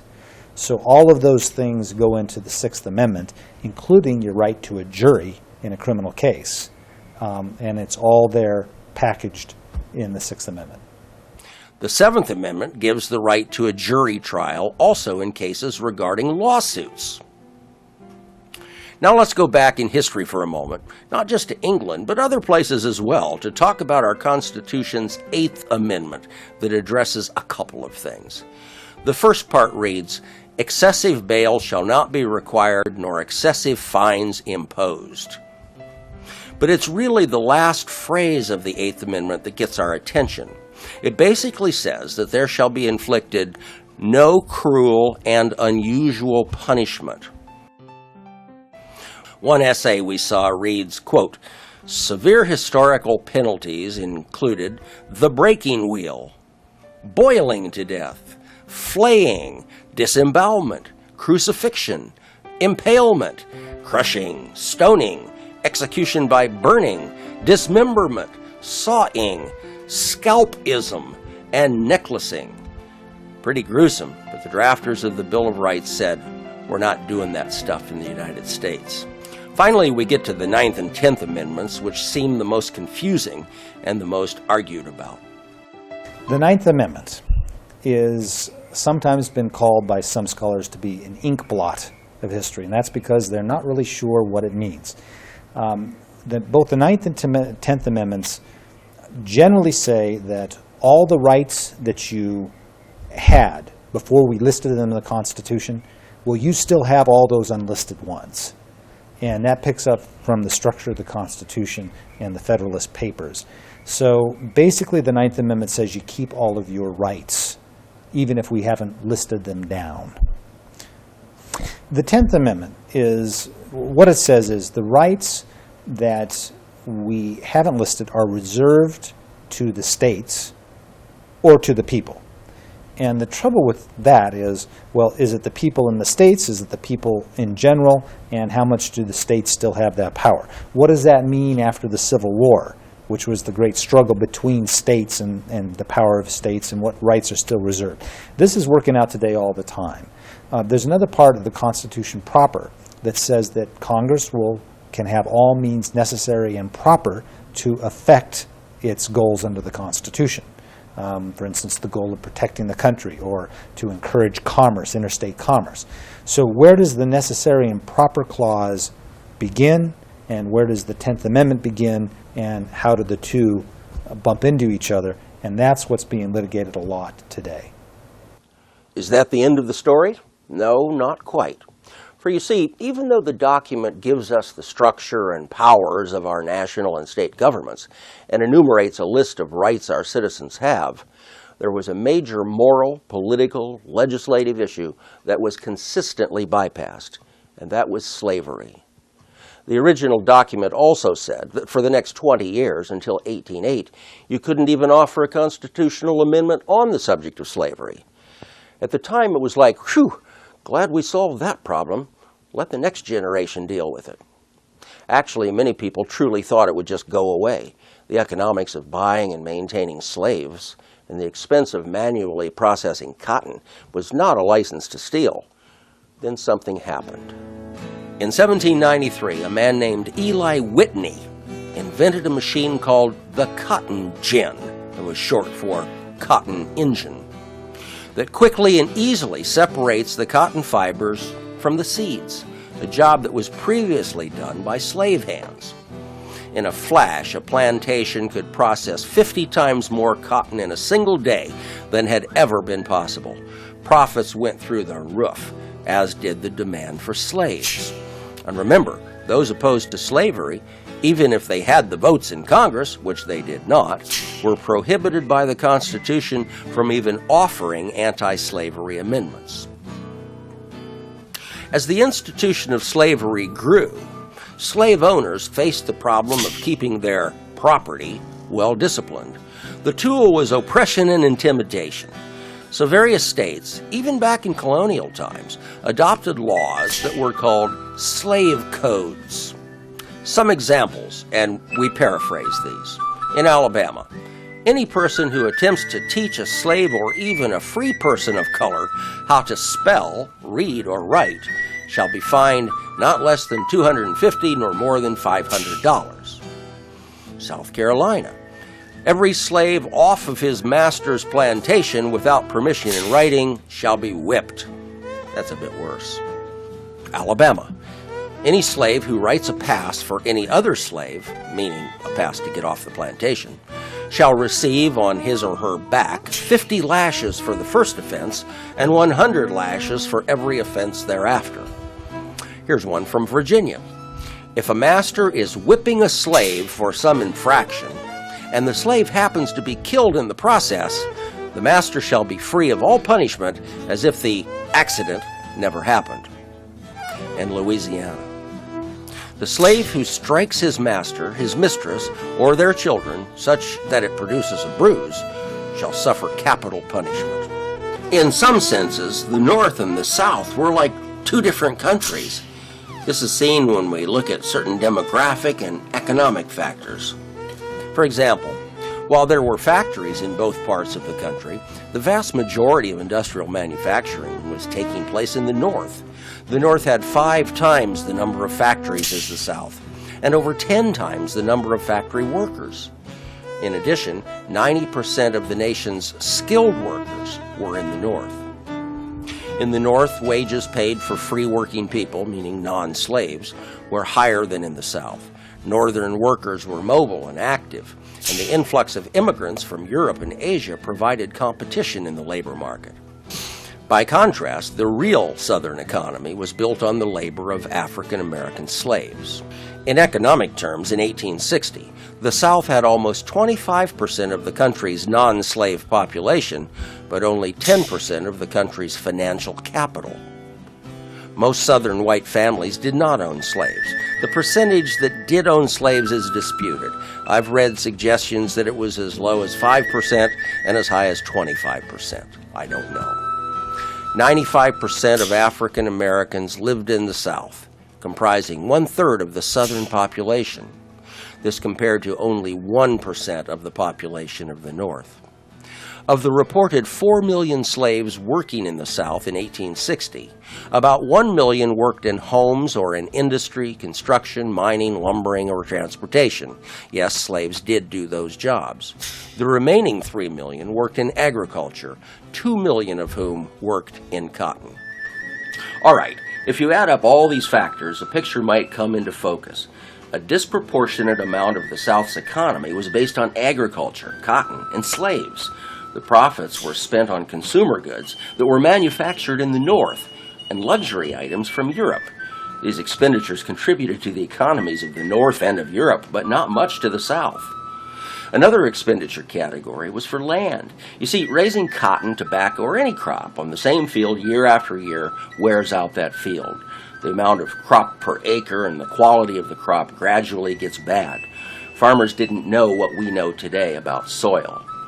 So as a field becomes less productive, the wealthy plantation owners started buying up small farms and raw land next door or down the road. And of course, a huge expenditure was for buying more slaves.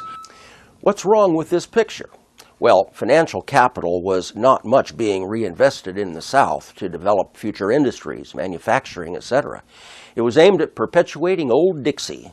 Skilled labor was not being attracted to the South. In terms that we use in modern-day economics, very little activity in the South was designed or even accidentally aimed at the development of a vibrant middle class, whereas in the North, a reasonably well-educated, small business, entrepreneurial, skilled labor middle class was growing. The view of Southern congressmen was that if their slave-based agricultural economy was to survive, they needed more land. Remember what humorist Will Rogers once said, "Buy land because they ain't making any more of it." Recall that slavery had been banned in the Northwest Territory with the Ordinance of 1787. Well, in a sense, the South did have a plan for making more land. It was about bringing in new states and territories in which slavery would be allowed, and that land was west of the Mississippi River. Most of the North didn't like the idea, but the country was not yet ready to bring the slavery issue to a head. So in 1819, 1820, the pro- and anti-slavery factions in Congress came up with a deal called the Missouri Compromise. In short, it said there would be no slavery in the unorganized territory of the Great Plains. This was land north of the lower border of Missouri. The exception was that Missouri itself would come in as a slave state. Arkansas came in as a slave territory, then a slave state. Now Maine came in as a free state, and Michigan came in as a free state. Let's make a deal. As with the 3/5 compromise in the Constitution, everything was a trade-off. There was another trade-off yet to come in 1850, but before we get there, we have to take a detour through Texas and Mexico. As early as the 1820s, a number of white Americans from the southern states started migrating, some with their slaves, to a place we today think of as Texas, but was then part of Mexico. These Anglo-Americans became a very large majority in that part of Mexico. But the Anglo-Texan Mexicans were not happy with the governance of Mexico, particularly a new federal prohibition against slavery. There were about 30,000 of these white former Americans living in what was being called Tejas, and they owned some 5,000 slaves. But don't think that slavery was the only issue at conflict. There were problems over taxes, and the Mexican government banned any more Anglo-American immigration into the region, with thousands of southern whites snuck in anyway. Call them illegal aliens. When states and regions protested various issues, Mexican President Antonio Lopez de Santa Anna would sometimes just dissolve their state legislatures and disarm their militias. It sounds amazingly similar to the British-American situation of 60 years earlier. Overall, nothing improved, and on October 2nd, 1835, Texas declared its independence from Mexico. The revolution was on. The war lasted just a bit less than 7 months. The Texans were typically outnumbered about 3-1, but inflicted high casualties on the Mexican army. The most famous battle was, of course, at the Alamo in late February 1836, where for 13 days, 257 Texans held off some 1,500 Mexican soldiers. In the end, 182 Texans died, comprising 71% of their force. Finally, the Tejas community became the Republic of Texas, an independent country. Sam Houston became the first president, elected on a platform that favored annexation into the United States. 8 years later, Texas became the 28th state of the United States on 29 December 1845, of course, as a slave state. The new president, James Polk, was a strong supporter of what was called Manifest Destiny, the belief that the United States should include every place from the Atlantic to the Pacific. And a little footnote that becomes important. The landmass that became Texas was significantly larger than the current state, and the borders were not particularly well defined. They claimed to own parts of modern-day New Mexico, Kansas, Oklahoma, Colorado, and even Wyoming, which is nowhere in the neighborhood. It was understood, however, that anything north of the old Missouri Compromise line, parallel 3630 north on the circle of latitude, would not allow slavery. South of that line, it was permitted. But in the Missouri Compromise of 1820, that slavery dividing line did not extend all the way to the West Coast. But it was the claims about the Texas southern border that caused a real problem. there were big chunks of land down there that both Texas and Mexico claimed. The disputed southern border was patrolled by soldiers of both countries, and as virtually everybody knew would happen, patrols turned into skirmishes that quickly, in 1846, became the Mexican-American War, which the Mexicans call the North American Intervention. The result was that by 1848, the U.S. had essentially conquered Mexico.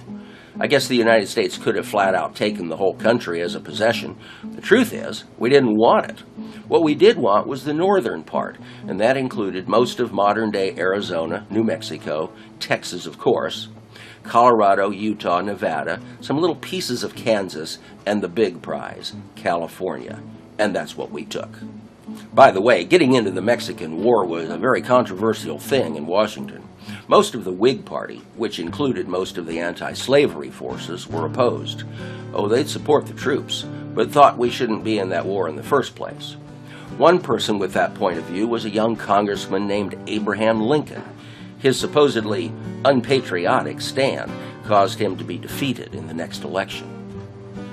Okay, so now that we own all this land clear out to the Pacific coast, we'll just cut it into states and get on with being the U.S. of A, right? Well, not quite. The success of Manifest Destiny raised a lot of issues, and of course most of them revolved around slavery. A year after the war ended, 1849, gold was discovered in California. Thousands of 49ers rushed west, hurrying across today's New Mexico and Arizona, crossing the Colorado River at Yuma, then known as Yuma Crossing, and on to the gold fields. In Washington, a high priority was to bring California into the Union as a free state, no slavery. When the Mexican War broke out, there'd been trouble brewing for years, the Texas Revolution and such, and then there was this call by a lot of Americans for manifest destiny. We needed to become an ocean-to-ocean power, and the prize, and the whole bottom line with the prize was California. Arizona didn't matter for anything, but it was, you had to get through there to get to California, and because we were just a land of rattlesnakes and scorpions and all the others. But it was to get to California, and we tried to buy it, but the Mexicans weren't interested in selling it, and so war broke out down in Texas between the Nueces River and the Rio Grande. And when the war was finally over, 2 years later, we had acquired all of that area we wanted. We could have probably had more, but there was a great conflict between the North and the South over any more slave territory, any more slave states, and so they lobbied to keep us from acquiring any, the western area from acquiring any more territory than absolutely necessary, and through here just to build a railroad to California, have a transcontinental railroad and wagon road to California. Well, the Southern members of Congress were not going to go for that unless they got something in return. There was also the issue that Texas claimed it owned all the land to the north of its modern boundary, and theoretically claimed it could allow slavery there. So in 1850, Congress went to work once again crafting a compromise that is sometimes called the Second Missouri Compromise. And one of the key members of Congress putting this together was Democrat Stephen A. Douglas of Illinois, who we will hear more about later. Here was the deal. Number one, California would come in as a free state. Number two, Texas would give up its claim to land north of the modern border. In return for this, the federal government would give Texas $10 million, which it needed to pay old debts. Number three, the old Missouri Compromise slavery dividing line would be extended clear to the Pacific Ocean. And what's interesting here is that in looking at the map is that 1850 compromise with 90% of Arizona below the line is that slavery would have been perfectly legal here. Number four, also, if and when these areas of modern-day New Mexico, Nevada, Arizona, and Utah were organized into official territories, there would be no mention of slavery either for or against. Rather, the people of those future territories would address the subject later when they applied for statehood, again, kicking the can down the road. And finally, an additional benefit for the slave owners. Congress passed the Fugitive Slave Act that greatly strengthened the requirement that runaway slaves, when discovered, had to be returned to their masters. In such cases, the person was denied the right to a jury trial to prove he was not a fugitive. Even a free black accused of being a runaway slave had no legal right to plead his case. These cases were heard not by a judge, but by a special commissioner, who was paid $5 if the alleged fugitive was freed, and $10 if he was given to a slave owner. 2 years later, 1852, a woman named Harriet Beecher Stowe wrote what was probably America's first nationwide best-selling novel, titled Uncle Tom's Cabin. The powerful story helped solidify the North's opposition to the fugitive slave law. Years later, when President Lincoln met Mrs. Stowe, he is said to have joked, "So you're the little lady who started this Civil War." The Compromise of 1850 did, for the time being, keep the South in the Union, but it hardened the determination of many Americans to get rid of slavery once and for all. The next bit of fuel on the fire came only 4 years later with the Kansas-Nebraska Act of 1854, a law guided by then Senator Stephen A. Douglas of Illinois. In short, the law repealed the Missouri Compromise of 1820 and did away with the previous agreement of no slavery north of the 3630 line. Instead, the people of a territory would decide for themselves whether to have or not have slavery. Well, the anti-slavery forces were outraged. Virtually all of the minority party Whigs and half of the Northern Democrats in Congress voted against the bill, the anti-slavery position. They concluded they should join forces and create a new party, the Republicans. As a side note, factions in Kansas sent more than one proposed constitution to Washington. All were rejected. Kansas finally came into the Union as a free state in 1861. Nebraska didn't come in until after the Civil War. John C. Fremont was the first Republican candidate for president in 1856. The Democrats put up James Buchanan. Former President Millard Fillmore was a third candidate on the Know-Nothing ticket, whose main issue was anti-immigration. In short, keep out everyone but white, male Protestants from England. Fremont, who was later territorial governor of Arizona, was anti-slavery. Buchanan and the Democrats endorsed the approach in the Kansas-Nebraska Act, allowing states to vote slavery in or out. In the end, Democrat Buchanan received 45%. Republican Fremont had 33%, and Know-Nothing Fillmore got 22%. And this, the anti-slavery candidate Fremont was, of course, on the ballot in all the southern states. His total number of individual votes in all the southern states combined was 600. And this brings us back to the former congressman from Illinois, Abraham Lincoln. He had mostly practiced law since leaving Congress, but by 1856 was well known as a public speaker and an advocate for the new Republican Party. Lincoln was certainly opposed to slavery on moral grounds, but he had never been out front as a fire and brimstone abolitionist. He was against slavery spreading into new territories and new states. He was against the Kansas-Nebraska Act, but he desperately wanted to keep the Union together, if that was possible. During the following year, 1857, one very significant thing happened.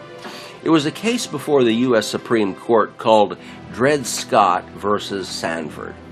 Dred Scott was an African-American slave who had been physically taken to a free state. There were laws that would indicate that this act constituted giving him his freedom. So Scott sued for that freedom. The Supreme Court was run by Chief Justice Roger B. Taney, who had no sympathy for slaves. Taney's decision said that the slave, Dred Scott, had no right to even file a suit, and added that slaves were, quote, so far inferior that they had no rights which the white man was bound to respect, end quote. Taney then overturned the Missouri Compromise, which banned slavery in territory north of the 3630 line, thus upholding the Kansas-Nebraska Act. He stated, quote, The act of Congress which prohibited a citizen from holding and owning enslaved persons in the territories of the United States north of that line therein is not warranted by the Constitution and is therefore void. It was a low point for the anti-slavery forces, and this event seemed absolutely their final straw. In 1858, Abraham Lincoln made known his desire to be chosen as the U.S. Senator from Illinois. His opponent would be incumbent Senator Stephen A. Douglas, the author of allowing the spread of slavery via that Kansas-Nebraska Act. The Illinois Republicans chose Lincoln as their nominee on June 16, and in accepting the honor, he gave what would be his first truly historic address, known as the House Divided Speech. Of course, the subject of his words, and indeed the entire campaign, was slavery, and that the nation had to go one way or the other. He said, "A house divided against itself cannot stand. I believe this government cannot endure permanently half slave and half free. I do not expect the Union to be dissolved. I do not expect the house to fall, but I do expect it will cease to be divided. It will become all one thing or all the other." And he continued in part, "Either the opponents of slavery will stop the further spread of it, or its advocates will push it forward till it shall become lawful in all the states, old as well as new, north as well as south." Whether Abraham Lincoln realized it or did not realize it, this speech set the tone for the next 7 years of American history. No more kicking of the can of slavery down the road for future generations to deal with. After 80 years of futile compromises, the United States needed to settle the matter one way or the other. That election of 1858 is best known for a series of 7 joint appearances called the Lincoln-Douglas debates. One debate was held in each of the state's congressional districts. The substance of the exchanges was mostly slavery. It is reported that, in one way, these events brought American politics into the modern era.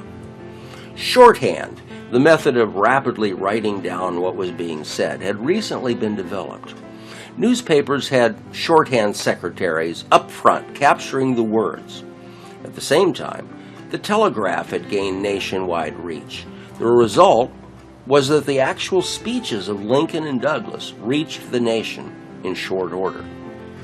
The one flaw to the system, newspapers supporting Lincoln or supporting Douglas tended to interpret the shorthand notes to benefit their own candidates. Douglas was already well known, but this new mass media experiment introduced Abraham Lincoln to the nation. One other thing of importance, in those days, U.S. senators were not elected by direct vote of the people. They were chosen by the state legislatures. So as Lincoln and Douglas campaigned, they were not asking for your vote. They were asking you to vote for the local state legislative candidate of their parties.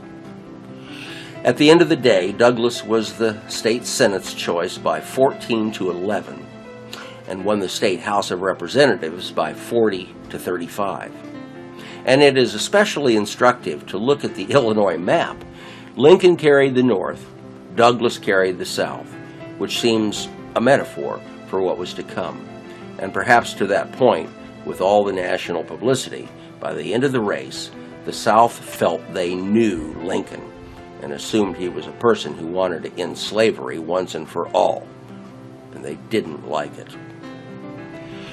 During the following months and year, Lincoln made more and more speaking appearances, likely somewhat with an eye on the 1860 Republican presidential nomination. There were powerful and well-known Republicans, governors, senators, and financiers who coveted the White House.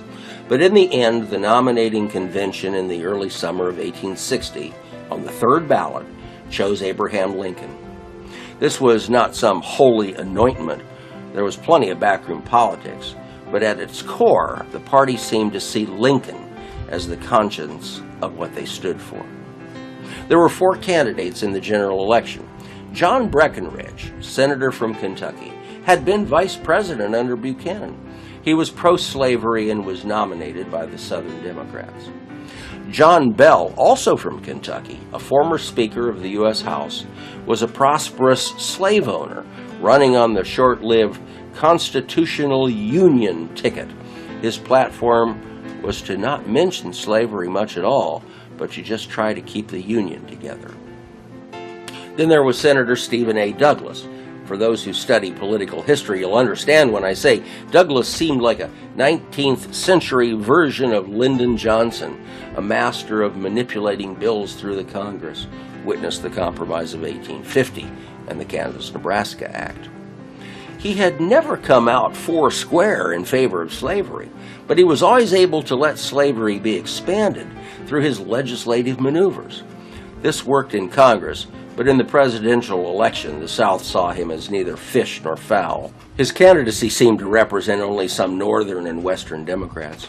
In the end, he carried only 1.5 states, Missouri and half of New Jersey. Even John Bell beat him with 3. Breckinridge won 11, and all in the South. Abraham Lincoln prevailed with 17 states. He became the 16th President of the United States on March 4, 1861. His longtime adversary, Stephen A. Douglas, stood close by and held Lincoln's hat as he took the oath of office. Douglas died a few months later. Even though, as a candidate, he never actually called for the complete abolition of slavery, the South felt they knew Lincoln and what they were facing.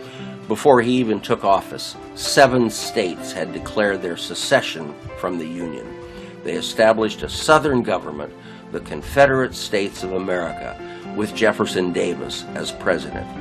What's interesting is that the Confederate Constitution was almost identical to the U.S. Constitution, except for some key elements regarding slavery.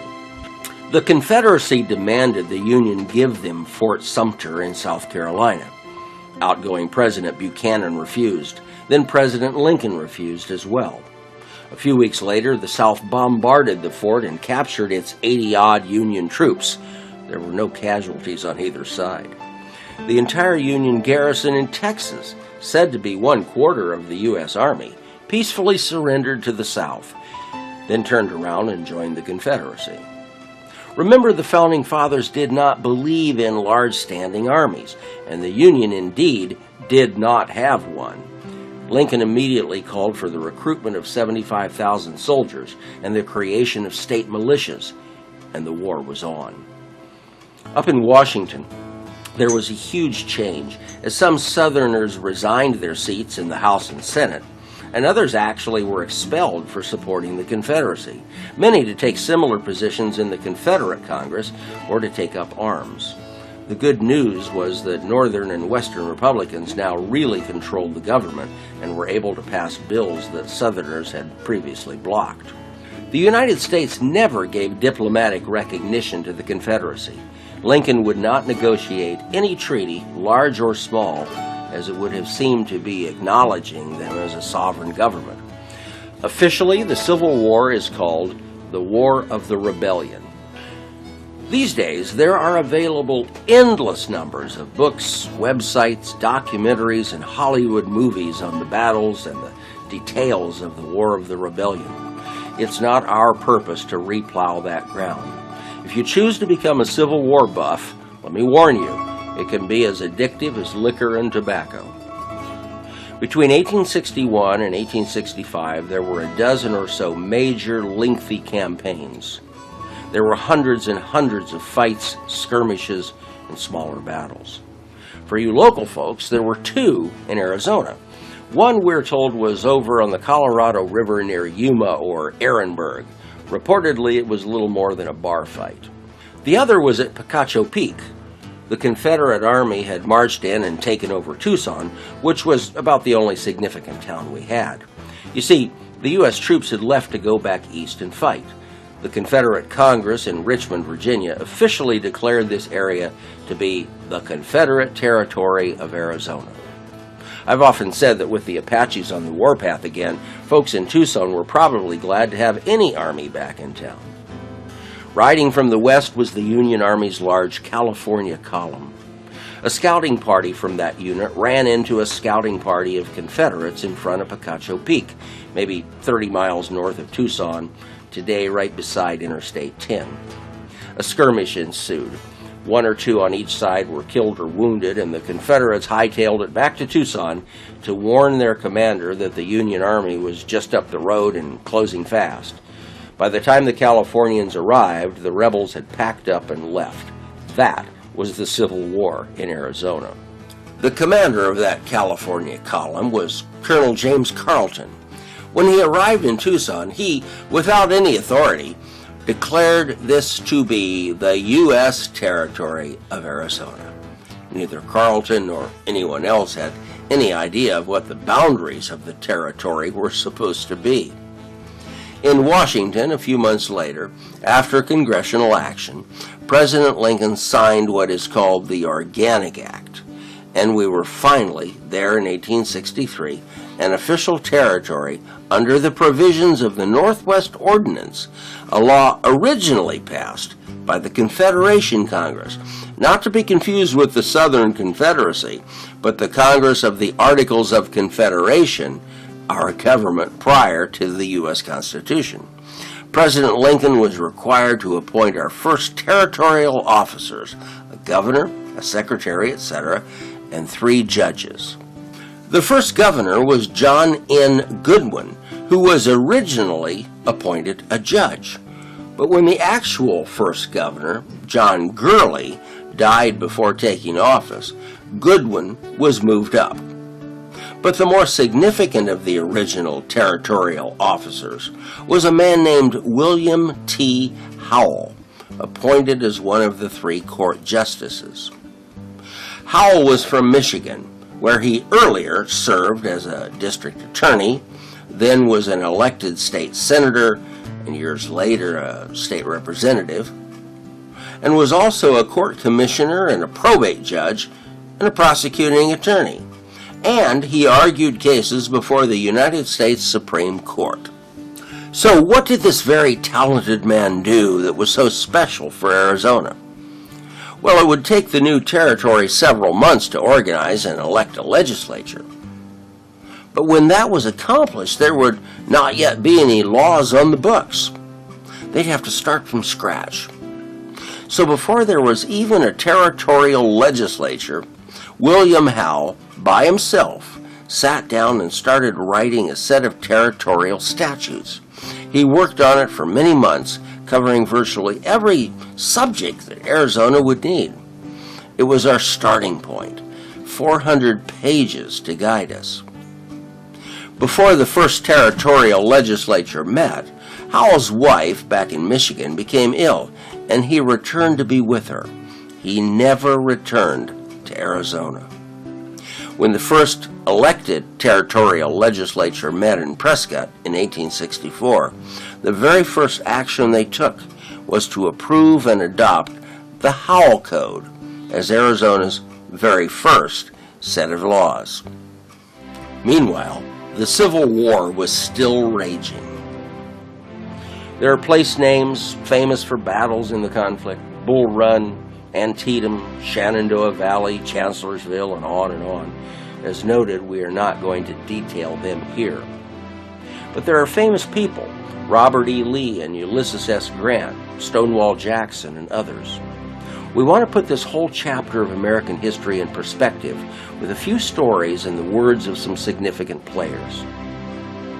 Be aware, at least early on in the war, the Union forces lost most of their battles.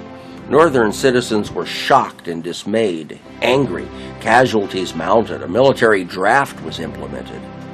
And today, in 21st century America, I can't help but look back and wonder, regardless of the cause, how would that somewhat homely fellow named Lincoln, with an army that did not hold its own most of the time, how would Lincoln have been treated by today's 24-hour-a-day, 7-day-a-week news cycle with cable TV channels that have to be saying something every single minute?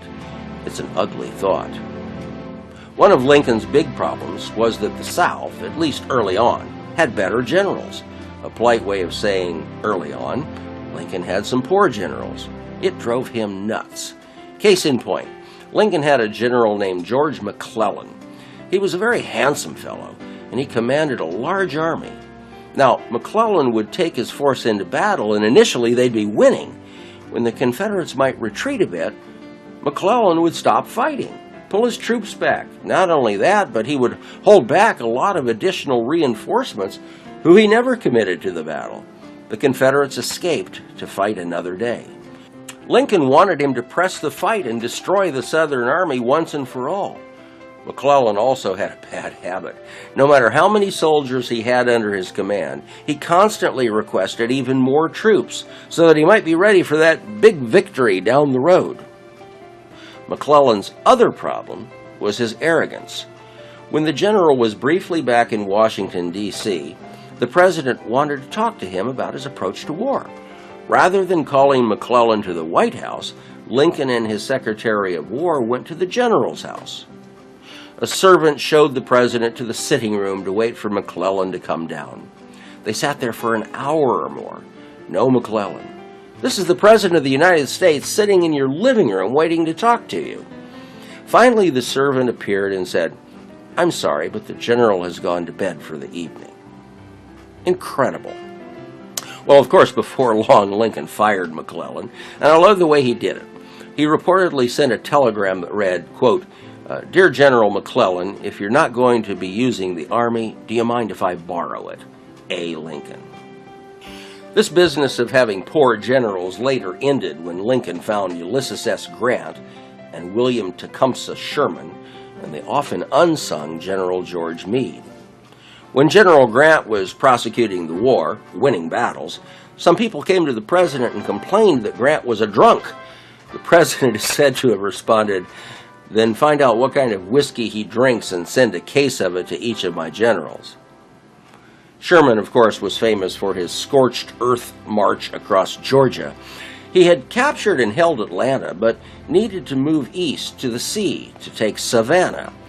Rather than extending supply lines over that distance, he divided his army into two groups, each taking a different route, with orders to live off the land, which meant take whatever you need from the folks in Georgia. Oh, and implied in that order was the other part, burn the place down as you pass through. This last part had no real tactical importance. Strategically, however, it demonstrated to the South the futility of continuing the fight. A bit like Hiroshima and Nagasaki, perhaps. But one thing is certain, you won't find any statues of General Sherman in Atlanta. Then there's General George Meade. In the 1860s, Meade's personality was not appreciated by the newspaper reporters, so they wrote little of his successes and a lot about his failures. But even an angry press could not ignore his greatest victory and the most famous campaign of the Civil War, Gettysburg. This fight was among the largest of the war, with 51,112 combined casualties. But it had significance beyond its size. It was the Union victory that put an end to Confederate General Lee's efforts to invade the North. It may surprise you to know that the Civil War saw the highest number of military casualties of any American conflict. Its 620,000 deaths are more than World War I, World War II, Korea, Vietnam, Iraq, and Afghanistan combined. There were also 412,000 wounded. A good question about the war itself is, was it an even fight? The answer is clearly no. We spoke earlier about the Southern economy, but let's look at it in terms of its ability to wage a war. The Union's resources were much greater and could last longer. The Union had more than double the population, even if the South included the slaves in their count. And the Union had almost 4 times the number of men of combat age. The North had 96% of the United States railroad equipment. The North had the shipbuilding industry, a large merchant marine, and naval resources. The U.S. government raised taxes on goods and services. Its treasury issued paper money backed by government credit, which it did have. The South had virtually no credit, and due to the blockade of southern ports, it could not get insurance on its export shipping. Cotton exports fell to 2% of their pre-war volume.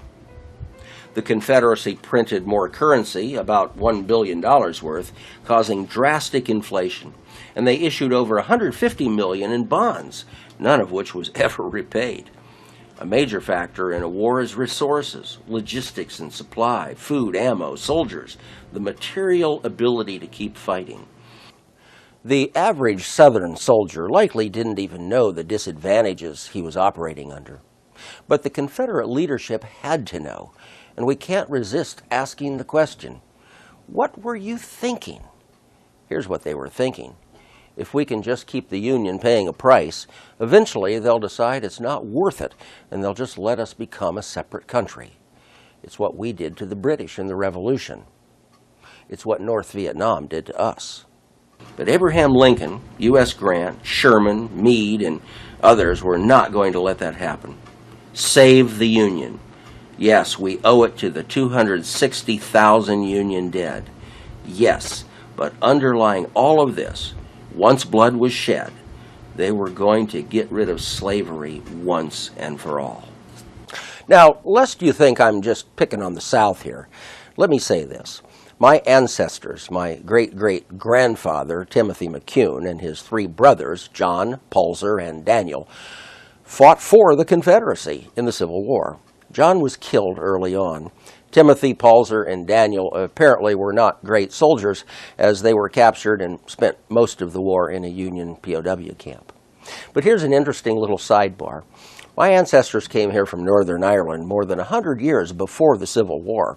They settled in Western Virginia, which, when the war started, became the Union state of West Virginia. Well, great-great-grandma and grandpa and his brothers and about 9,000 other West Virginians went off and joined the Confederate Army, as we mentioned. After the war, certain Republican elements in Congress were determined to punish the South. They viewed these West Virginians as guilty of treason.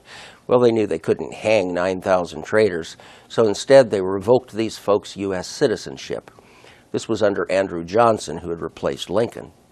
Old great-great-great-grandma had been living on a pension from her late husband's service in the War of 1812. They sure took that away from her. And basically the family had no rights of citizenship for several years. Finally, when the more rational Ulysses S. Grant became president, he, I think through an executive order, restored everyone's citizenship. So if the family's been here for 300 years, we've only been citizens for 297 of them. In April 1865, the War of the Rebellion came to an end, with Robert E. Lee surrendering to Ulysses S. Grant at Appomattox Courthouse. And some still wonder, what was it all about? There are Southern apologists who claim that it was about states' rights. There are those who claim it was about tariffs and business, or about preserving the unique culture of Old Dixie. Well, maybe in some ways it was about all those things, but what it really was about was slavery. Speaking about the Civil War, there is a raging debate that goes on with some degree of seriousness or not, that it was about a concept of states' rights or different interplay of individual rights. Are your rights reposed in the state? Are they not reposed in the state? Or was it all about slavery? It was about slavery. The arguments about states' rights were in the context of wanting to protect the institution in the states from encroachment from the federal government of the rights of slaveholders. The slaveholders in the South were the ones that were in control of the government, and that's what they fought for. It was the right to maintain their institutions. And it's very interesting, if there was really any doubt about that, the mantra during the civil rights movement was not, oh, we should deny black people rights. The mantra of the South in the 1960s was states' rights, states' rights, states' rights. But everybody knew then, as they did in the 1860s, that it wasn't necessarily about states' rights. It was about the rights of human beings and the rights of black people in this country. How does one sum up this bloodiest American military experience? Lincoln's Gettysburg Address in 1863 is a good start at explaining the underlying purpose of those who died there. He said, 77 years ago, our fathers brought forth on this continent a new nation, conceived in liberty and dedicated to the proposition that all men are created equal. That's a line borrowed from Thomas Jefferson. Now we are engaged in a great civil war, testing whether that nation, or any nation so conceived and so dedicated, can long endure. We are met on a great battlefield of that war. We have come to dedicate a portion of that field as a final resting place for those who here gave their lives that that nation might live. It is altogether fitting and proper that we should do this. But in a larger sense, we cannot dedicate, we cannot consecrate, we cannot hallow this ground. The brave men, living and dead, who struggled here, have consecrated it far above our poor powers to add or detract. The world will little note or long remember what we say here, but it can never forget what they did here. It is for us, the living, rather, to be dedicated here to the unfinished work which they who fought here have thus far so nobly advanced. It is rather for us to be here dedicated to the great task remaining before us. Remember, this was only halfway through the Civil War. That from these honored dead we take increased devotion to that cause for which they gave the last full measure of devotion. That we here highly resolve that these dead shall not have died in vain, that this nation under God shall have a new birth of freedom, meaning no slavery, and the government of the people, by the people, for the people, shall not perish from the earth. Incredible, moving. Lincoln, certainly one of the best writers, a poet really in American history. But there was another speech delivered ad lib by an American colonel named Joshua Chamberlain, commander of the 20th Infantry Regiment of Maine. It was the second morning of the Gettysburg Battle. Sent to Chamberlain was a group of soldiers from Maine. Their enlistment had expired, but they were ordered to stay and fight. Today you'd call that a stop-loss. These soldiers refused. It was called a mutiny. Chamberlain and the Union needed these soldiers for what later that day became the Battle of Little Round Top. He gathered the mutinous soldiers together and made his plea. He said to them in part, "This is a different kind of army. If you look at history, you'll see men fight for pay or women or some other kind of loot. They fight for land, power, or because a king makes them, or just because they like killing. But we're here for something new. This has not happened much in the history of the world. We're an army out to set other men free. America should be free ground, all of it, not divided between slave states and free, all the way from here to the Pacific Ocean. No man has to bow, no man born to royalty. Here we judge you by what you do, not by who your father was. Here you can be something. Here is the place to build a home, but it's not the land. There's always more land. It's the idea that we all have value, you and me. What we're fighting for in the end, we're fighting for each other." Well, he did persuade them. The soldiers did join the fight. The significance of the Gettysburg victory was that it ended the South's efforts to move the fight into the northern states. And consider this footnote. Lincoln's Gettysburg Address was about men who had died there for the cause. Chamberlain's little speech was to soldiers who were about to die there for that cause. Eventually, the war was over. It's an interesting footnote to history that General Grant invited Colonel Chamberlain to be the soldier who actually accepted the surrender document from General Lee. Chamberlain eventually retired as a general. He died in 1914. A week after the surrender, April 14, 1865, a Good Friday, Lincoln took a bullet in the head. He died on the 15th. I've always thought of him as the last casualty of the Civil War. Andrew Johnson assumed the presidency. It was over a period of several years that southern states were allowed back in the Union. U.S. troops occupied the South to protect the now freed former slaves and to keep order.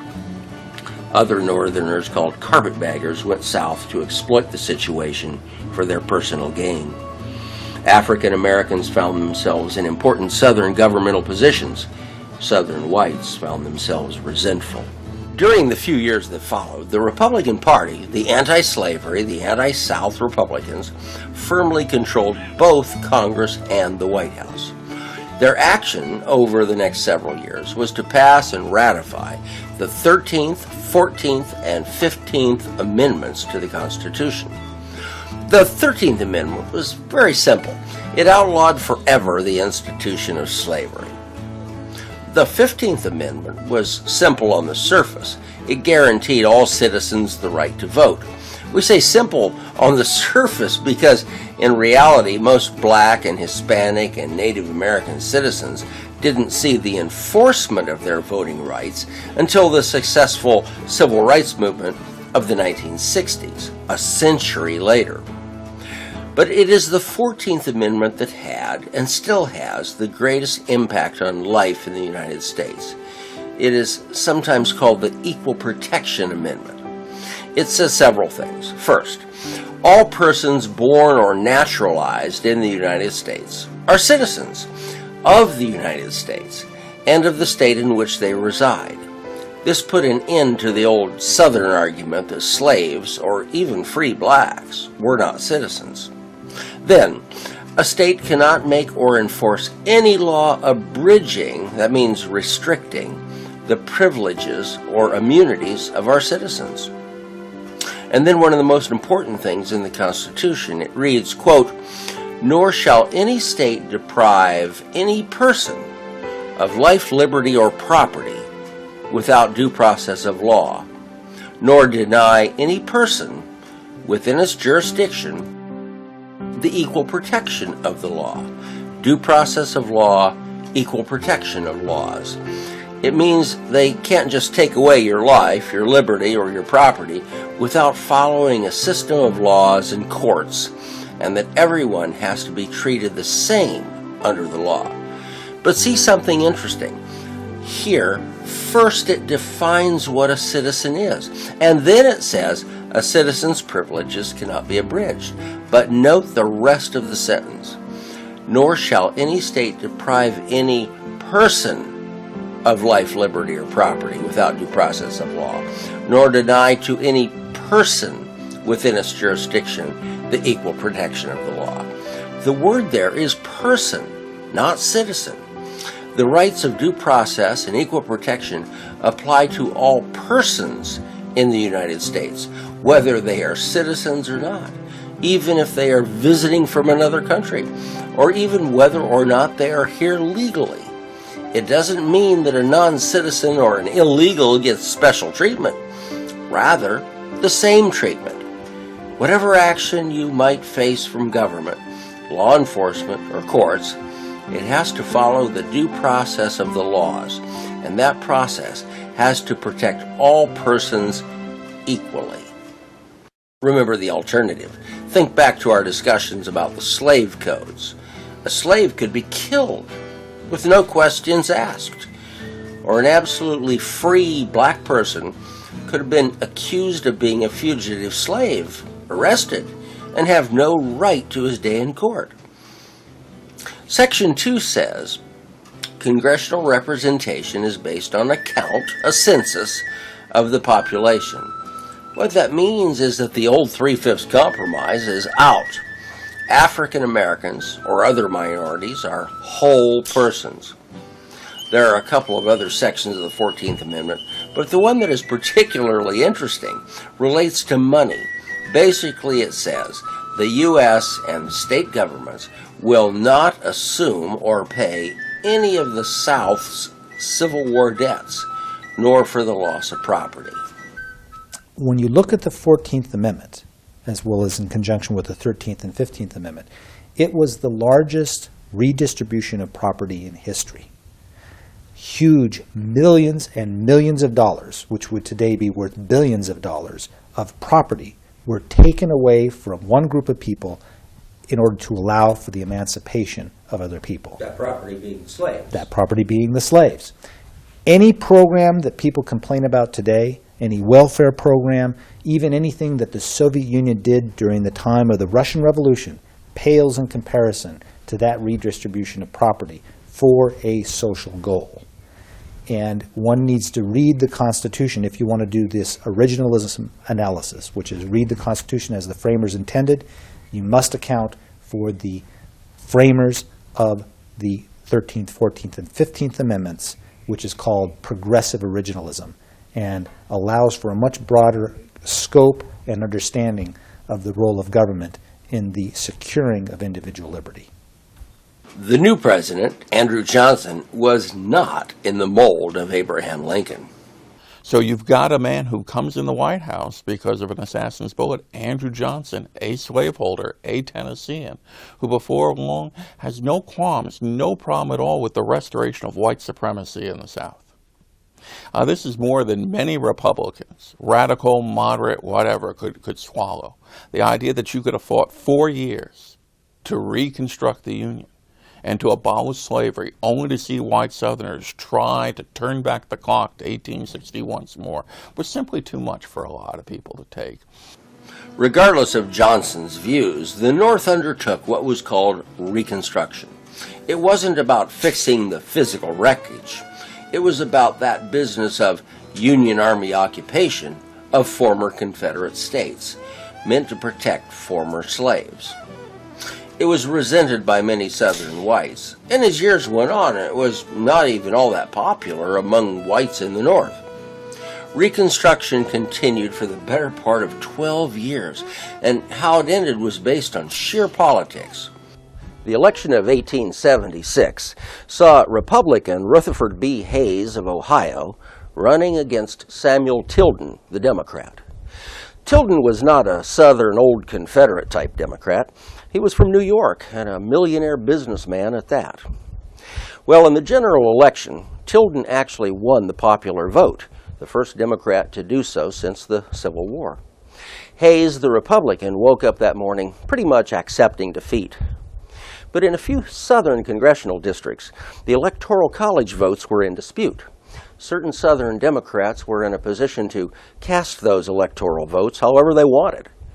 So in the ultimate smoke-filled backroom deal, these Southern Democrats said to Ohio Republican Hayes, "We'll make you the next president in return for you getting rid of Reconstruction and sending home those Northern occupation troops."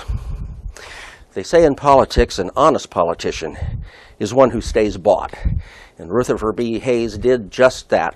He won the Electoral College by 1 vote, and in a few months into his term as president, Reconstruction was ended. What followed during the next 100 years came to be called Jim Crow. It was a body of state and local laws, policies, behaviors mandating the racial segregation of schools, public accommodations, transportation, the segregation of restrooms, restaurants, and drinking fountains for whites and blacks, mostly in the South, but sometimes in other parts of the country as well. The U.S. military was also segregated. Former Arizona legislative leader Art Hamilton. The thing I would say about post-Civil War, certainly through the 1950s, 60s, is that the country claimed having fought the Civil War, the North having won the Civil War, passed and amended the Constitution to reflect that all folk were created equal. We systematically sat back and allowed that not to be the case. One part of the country went back to pre-Civil War without the legal structure. The other parts of the country turned its back and ignored it, having fought the war and being able to claim that we had now, quote, won the peace. We continued for more than 100 years, actually more than 100 years, to believe that we had the capacity, so long as the papers, the structure, the Constitution, the language read appropriately, that we had done enough, that there was no need to make one nation under God, indivisible, with liberty and justice for all, a living, breathing document for all folks. The most poignant thing I think ever said about that was said in my judgment by Dr. King in his great speech, and it wasn't the line about I have a dream. He said, we have sent a check to Washington demanding that our rights be recognized in total and in full, and that the government of the United States has returned that check to us marked insufficient funds. My father, God rest his soul, fought in World War II. He was a decorated Army veteran. He received 2 Purple Hearts and a Bronze Star.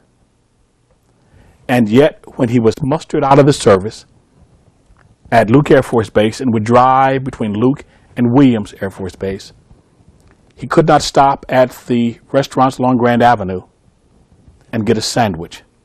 He had to go to the back, and they'd hand him sandwiches in a brown bag to eat in the car on the way there. When he would look through the window of that restaurant as he got back in his vehicle, he would see former German POWs who had fought on the other side of World War II, sitting in those restaurants having lunch or dinner. Of all the things in his life that haunted my dad, and I think that haunted a lot of people, is that whenever the country called, they answered the call and tried to be equal to the responsibilities of full citizenship. And in times of peril, were almost treated as if they were full and equal citizens, only to come home after those contests and find that they had to be once again relegated to whatever position people either would give them or would allow them to hold. It seems to me, in many ways, the period from the end of the Civil War in 1865 to the beginning, really, of the Civil Rights Movement in the 50s and 60s was a more painful period than even pre-Civil War, because the absolute hypocrisy of not living up to the mandates of the Constitution were really manifest for all to see. We had fought a war, we had won the war theoretically, and yet still people were willing to allow some of its citizens, based on race or color or creed or language, to be treated differently.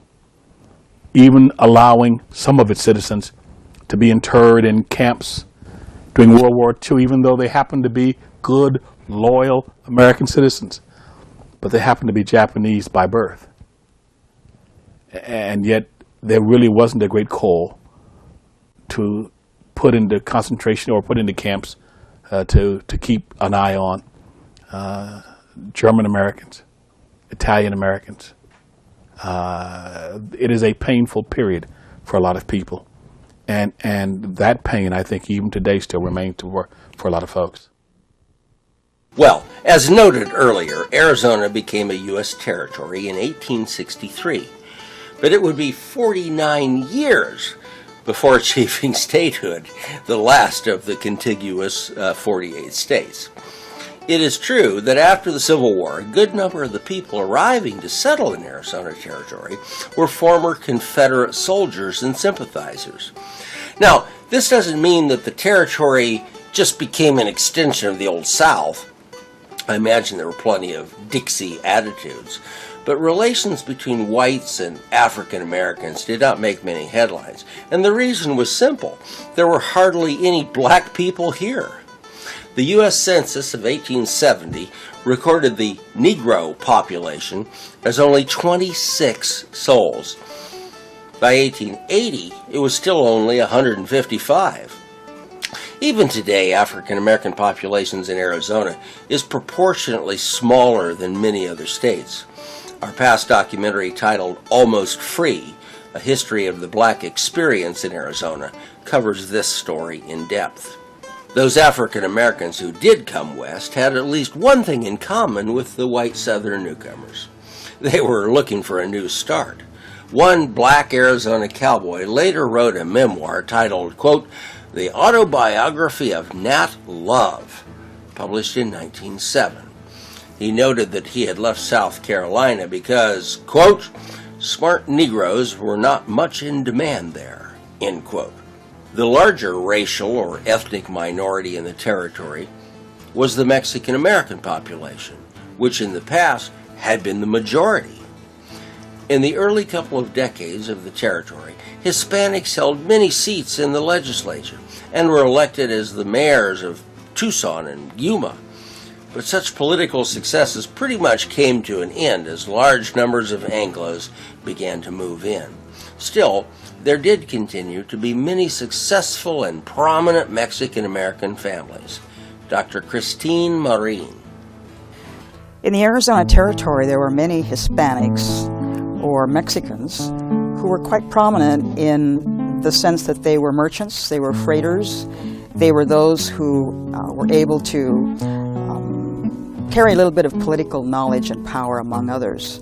But they were quite astute and quite entrepreneurial because they were able to bridge that gap between providing services not only to the military, but also providing economic services to the territory.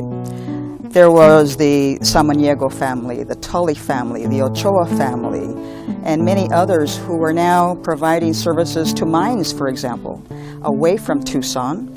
And now with the area that we now call Phoenix also beginning to stir up some kind of development, there was talk of bringing in some of that business up to the central region of Salt River Valley. So we did have some of these families who were in the territory, who were representing some kind of a new political strength among Mexicans or Hispanics who were able to probably explain some of their concerns about this new idea of territorialism and also what was going to happen in the territory. But as with other parts of the country, Jim Crow reared its head, notably in the workplace. So in order to bring in laborers, immigrants were still coming from the east to the west to work in the copper mines. There were Serbian groups, Italian groups, the groups from England and Italy, but the dominant group was the Mexican group.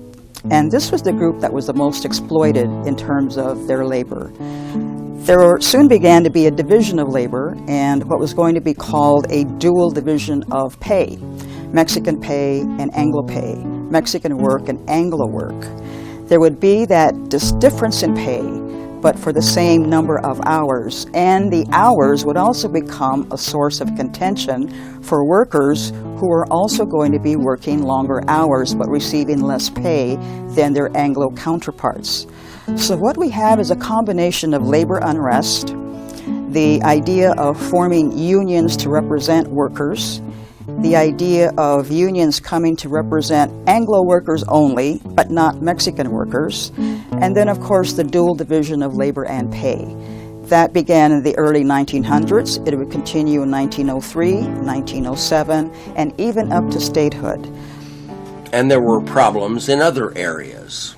Mexican workers and Mexican families in those towns would also be subject to divisions. They would live in separate housing areas. They would be treated differently because of their religion. They were Catholics, not Protestants.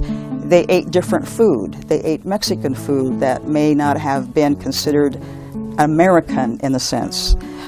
Perhaps they were viewed differently because they didn't speak English. They were treated differently also because they might have been thought of as working for cheap wages. So there was that competitiveness for money and for wages that would occur in the mining regions. And this was all going to take place in the mining towns. And just to put a big exclamation point on the topic of housing discrimination, we're going to show you a video clip from a documentary I produced about 20 years ago.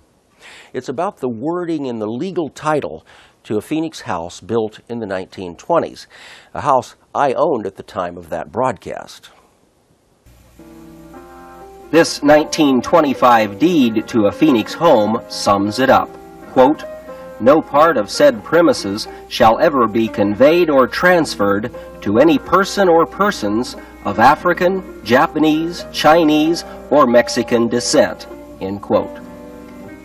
Such racial restrictions are, of course, no longer legal. As time went on, starting around the beginning of the 20th century, American politics saw a big shift in focus and actions. The Civil War was now 35 or 40 years past. But there was a different divide. Call it the haves versus the have-nots. Call it labor versus management. Call it the establishment versus the anti-establishment. On the ground, it was the progressive movement and the populist movement, each in its own way, versus, to use an old phrase, the powers that be. And to put this period correctly in perspective, we must pause here to explain a big change in who was who, what was what, and what they called themselves. Now, back in Abe Lincoln's time, the Republican Party was the Liberal Party, anti-slavery, pro-human rights. The Democrats, at least the Southern Democrats, was the conservative, the pro-slavery party. By 1900, this has turned almost 180 degrees, other than in the Old South. The Republicans had become the party of big business, the establishment, the old guard. The Democrats, at least the Western Democrats, had more so become advocates for the little guy. Workers, laborers, miners, and their enemy were the big interests, the big mining companies, the big railroads, and big government power, which was exercised by the now old guard Republicans.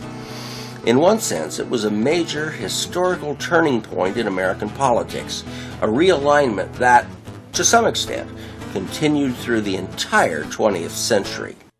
The progressive movement during this period was a movement aimed at making things better. The idea of we as a society are progressing. Darwinian theory was a big thing at that time.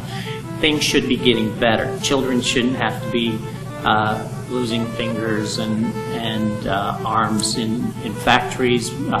Women should be being treated more equally. A lot of things about society should be made better, and the progressives' approach to that was to have a government that was more responsive and provided justice to its citizens. So by 1910 or so, it was clear that in Arizona, the labor movement was very strong. The question of how the mines should be regulated, the question of whether or not other progressive movements in political structures, such as what was called the Oregon Plan, referring to the initiative and the recall and the referendum, all of these were fairly important items to make part of the discussion about Arizona's constitution and its statehood. Populists, on the other hand, it was more of a farm-generated movement. And the idea was that big government and big business are bad. And so for the progressives, big government was not a bad thing, but a bad government was a bad thing. And so their approach to dealing with that was to put more power in the hands of the people. And in some cases, these new political movements, particularly the populists, advocated and exercised violence. The progressives themselves were probably not, they didn't advocate violence. There's this whole spectrum of political movements, from anarchism, which came from Europe mostly, and communism, socialism. Socialism was an accepted political party at that time. There were socialists, Democrats, and Republicans, and then progressive parties, since there were progressives in all three of those other movements. But the violence came mostly, in the West, came mostly from the labor movement. The labor movement was pretty strongly socialist, with the leaning towards anarchistic in some ways. So the idea was that for decades, big business, railroads, and investors, banks, the people who controlled power had subjugated the workers, and the workers during this era in 1900 to 1910 were asserting themselves. Labor management relations were dictated by dynamite during that period, and so In Idaho, for example, a former governor who had been part of breaking a strike was assassinated by a bomb on New Year's Eve. The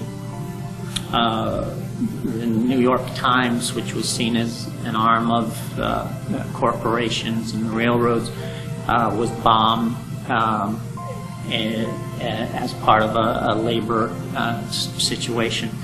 In both cases, Clarence Darrow was the attorney for the accused, but this was a period of great unrest, and the labor had begun establishing itself as a force, and the people of Arizona were open to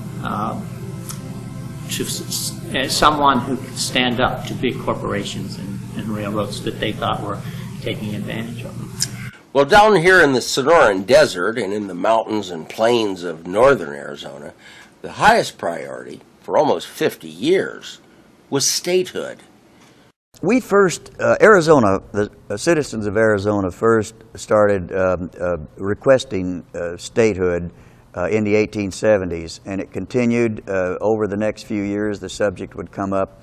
At the beginning, it was the Indian Wars, our notorious reputation, and then the outlawry, the Pleasant Valley War, the Cochise County War. It was a remote, very few roads out here, and it was a wild country, and a lot of it was just the perception of Arizona as a really wild place. Then, when they did, as the century was closing, we even were the first to volunteer for the Spanish-American War, and the reason being, we'll show these Americans we're ready for statehood. We'll be we deserve statehood, and. But there were others who didn't think so. Senator Bard of California said we had too many Indians and Mormons out here.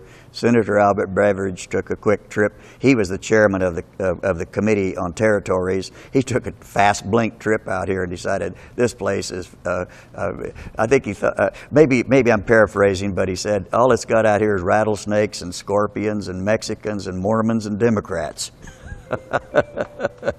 The real question, as we look back on 1910, is why did Congress finally decide to let us start the process for statehood?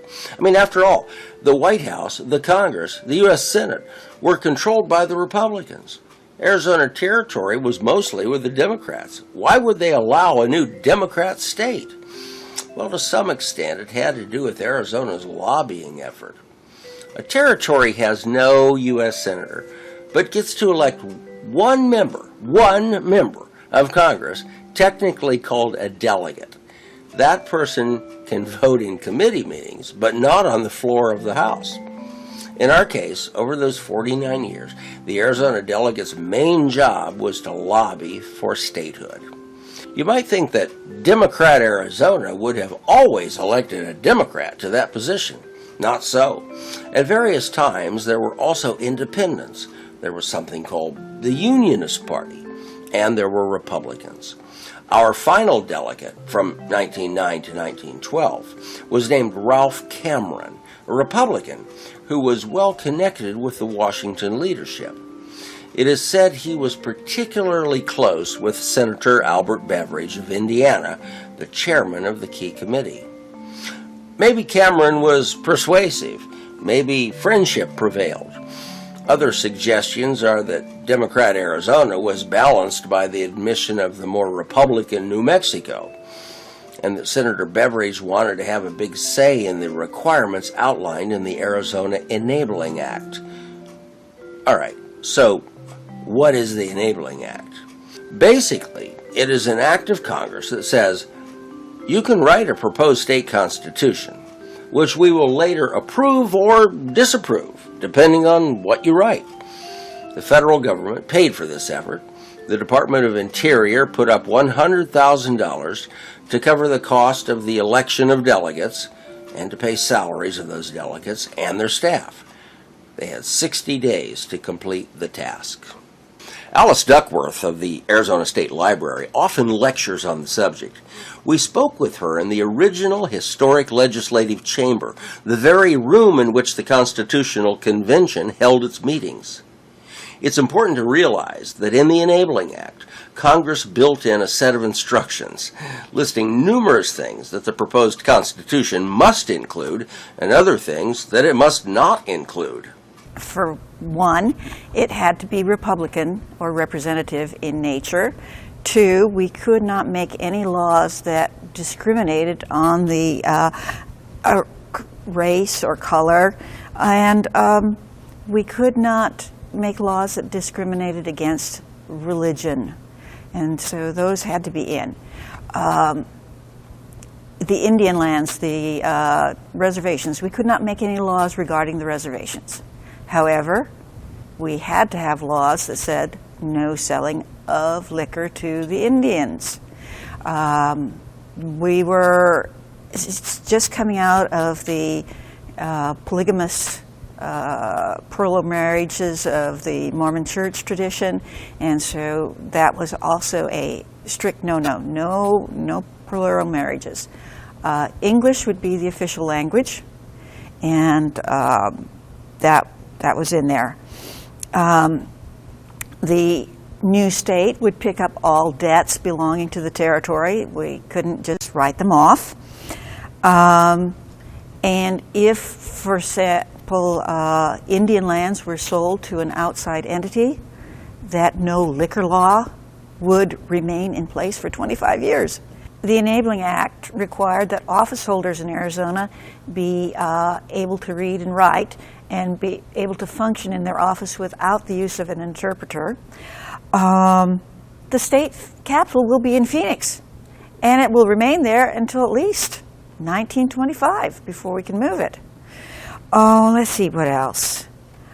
Oh, yes, loans from the federal government, such as the one that built Roosevelt Dam, will remain as part of the debts of Arizona. And let's see what else. Oh, yeah. None of the provisions in the Enabling Act can be changed by the state of Arizona. They only can be changed by the U.S. Congress. The vast majority of the Enabling Act for Arizona deals with public lands, as in lands granted by the Congress to Arizona for the purpose of supporting things like schools, prisons.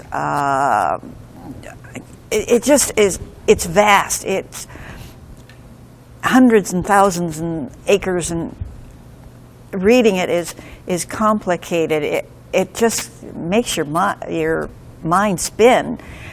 But the basic purpose was to make sure that Arizona had a way to support public education, had a way to support the prisons and whatnot. And it's really, how to say, it's convoluted. When you go to read it, it's moments of excitement in the midst of numbing legalese.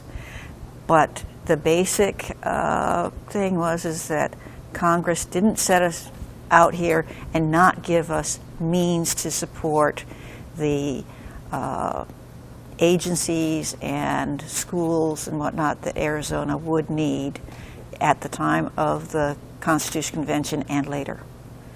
Remember, this was in June of 1910. The next general election would have been held in November of that year. But Congress included the requirement that the sitting territorial legislature, which had been elected in 1908, would simply stay in office until statehood came. It was presumed that statehood would come in 1911, and Arizona would then elect a state legislature. Someone in Congress apparently got the idea that somehow we might end up in a 1911 situation with both a territorial and state legislature at the same time. They dealt with their worry by dictating that there could be no session of the territorial legislature at all in 1911, and there wasn't. I've often joked that the legislature of 1911, which passed no laws, raised no taxes, and never even met, was the best darn legislature we ever had. For just a moment, we're going to jump ahead now, a year or two, just to tell you what ended up happening. Everyone thought we'd become a state in 1911, but we didn't. The delegates to the Constitutional Convention included a provision allowing the citizens to recall, meaning to fire, elected public officials. Now, President Taft didn't entirely object to that, except for the fact that it included the recall of judges. When Arizona sent the proposed Constitution to Washington, the president vetoed it. So it came back to Phoenix, where the people removed that provision and sent it back to Taft, who then signed it, and Arizona became a state. And of course, our first governor was George W.P. Hunt of Globe, who had been the president of the Constitutional Convention. A huge man, shaved head, walrus mustache. He was elected to 7 two-year terms, but not consecutively. But back to the issue of recalling judges. Of course, in the very first election after statehood, the voters put the objectionable provisions right back into the Constitution. What's fun is this footnote. In the 100 years that followed, there has only been one case of a judge actually being recalled under that provision. According to Arizona historian Marshall Trimble, it was in Pinal County in 1923. The voters recalled a fellow who later was legally judged to be mentally incompetent. But back to the story. In mid-1910, attention was really focused on the politics of the election of delegates to the Constitutional Convention. The politics had to do with Democrats and Republicans, of course, but more so with the labor movement, Mormons, women's suffragettes, and prohibitionists. There was a long history of political activity by women in Arizona. To begin with, it began as early as in the 1880s, 1870s. And I think, from my perspective, a lot of it stems from the liquor business. In 1877 or so, Phoenix had 500 people, 250 Mexicans, 250 or so Anglos, and 16 saloons, 4 dance halls, and multiple gambling houses. So that was one saloon for about every 10 or so people, and that was not unusual. Phoenix was a farming town compared to a mining town or someplace like Prescott. Much more. So in this era, alcohol and gambling played a big role.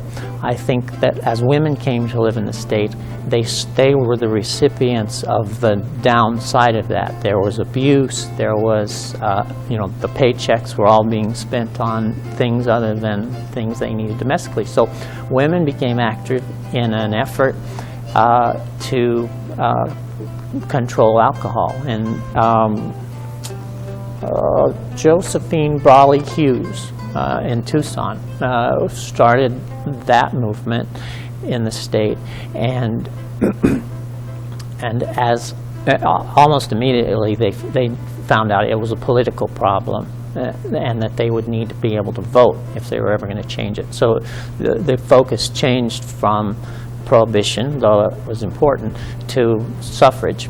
And as early as 1881, a Mormon legislator named Murat Masterson, I think, introduced suffrage bills for women in the territorial legislature. They were never passed. Finally, every session a bill was introduced, and eventually there was a bill passed that in the late 90s that allowed women to vote in school elections if they were property owners or had children in the school. Full suffrage passed both houses of the legislature in 1903, but it was vetoed by the governor. It was an accident. There was always a gentleman's agreement that one house would vote for it and the other house would not, but they slipped up that time, and the governor had to rescue them. So as time went by, Francis Munns, Pauline O'Neill really became politically skilled. This was a long-term battle for them, and they became close allies with the Mormons, who were also opposed to alcohol.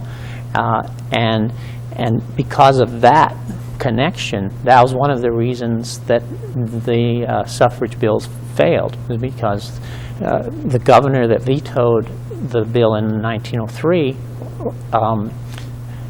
off the record said it was because it would have given Mormons control of the legislature, doubled or tripled their vote. So it was a period of time where their support with the Mormons was helpful to them, but it also was detrimental to them. What really came to help them was when they allied themselves with labor.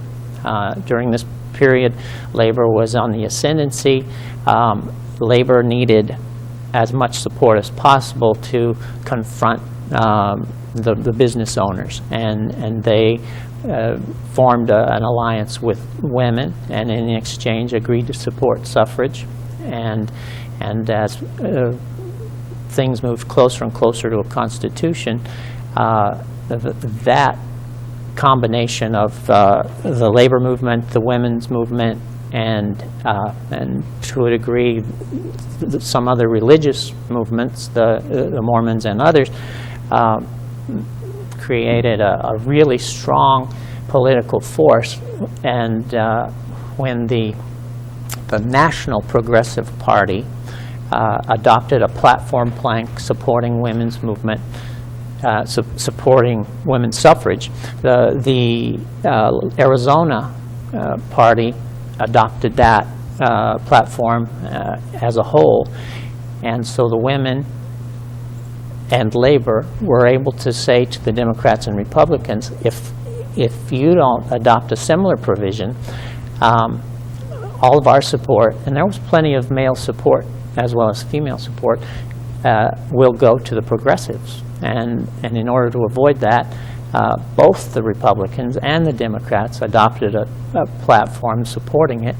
They controlled all the newspapers. There was no opposition, and so when eventually the issue came before the voters in 1912, after the first election after statehood, initiative petition drive, it passed 2-1. The Constitutional Convention had a very bright group of men. They were all men with varied backgrounds, and a number of whom were born in foreign countries. There was one who was born in Ireland, one in Canada, one in New Zealand. Morris Goldwater, the uncle of Barry Goldwater, was born in London and became one of the founders of Goldwater's department store. Jacob Weinberger, who I've just mentioned, was born in the Czech Republic. A man by the name of George Pusch was born in Frankfurt, Germany, birthplace of my mother, many years later. And he became a butcher. Ed Tovria of Tovria Packing was one of the meat packing was one of the delegates to the convention. It was, by any standard, but particularly by comparing it with what we have in the legislature today, a very well educated and outstanding group. Years ago, as a student at Phoenix College, I knew a political science and history professor named John Goff. Now, when Dr. Goff retired at about age 65, I thought it strange that he then enrolled in law school. What was he going to do with it? Well, he didn't really need to go to law school, but in the years that followed, he wrote and edited invaluable books on the legal and political history of Arizona. He wrote and published a 4-volume biographical history of the officers of Arizona Territory. But equally, he edited a 1,200-page volume of the proceedings of the 1910 Constitutional Convention. All of the proposals, ideas, and suggestions put forward at that convention. Obviously, we are not going to review this 1,200-page record, but the bottom line is that the convention was like a legislative session. There were individuals and committees that introduced proposals for inclusion in the Arizona Constitution. They were accepted, rejected, and amended. Let's run through the original 1910 Constitution and note just some of the particularly interesting and important parts of it. Article 1 describes the state boundaries. An interesting footnote is that modern-day Las Vegas, Nevada was originally part of Arizona Territory. But Nevada was already a state and had the political clout to get that land transferred to them. So Las Vegas, there would have been no Las Vegas as we know it today, because there might have been another Las Vegas, but it would have been somewhere else. But it wouldn't have been called Las Vegas either. Article 2 is called the Declaration of Rights, which first notes that Arizona must have a representative form of government and that the U.S. Constitution is supreme. After that, it includes the basic things covered by the U.S. Bill of Rights, the first 10 amendments, and numerous other things. Remember that the Arizona Constitution was written more than 100 years after the U.S. Constitution. Included, of course, is due process of law from the 5th and the 14th Amendments. The right to petition and of assembly, part of the First Amendment. Here's one that is interesting. Quote, every person may freely speak, write, and publish on all subjects, in quotes. That's in the Arizona Constitution. Yeah, that's from also the U.S. First Amendment. But Arizona adds the phrase, quote, being responsible for the abuse of that right, end quote.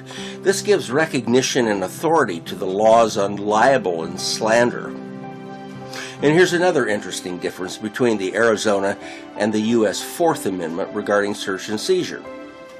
We've heard people argue that the U.S. Constitution never specifically mentions the word private or privacy. Arizona does. Quote, no person shall be disturbed in his private affairs or his home invaded without authority of law, end quote. Arizona Article 2, Section 10 protects against self-incrimination and double jeopardy. 11 guarantees a speedy trial. And hearkening back to the days of British history, Section 18 declares that there will be no debtors' prisons. Consistent with the U.S. Constitution, it says the military shall be under control of civilian power, and all elections shall be free. Trials by jury are guaranteed, as is the right to post bail. Here's an interesting one. Like the U.S. Constitution, the state constitution outlaws treason against the state of Arizona. I'm just not sure what would constitute treason against Arizona. Now, a couple of things consistent with the federal system. Arizona cannot confer royal titles and privileges.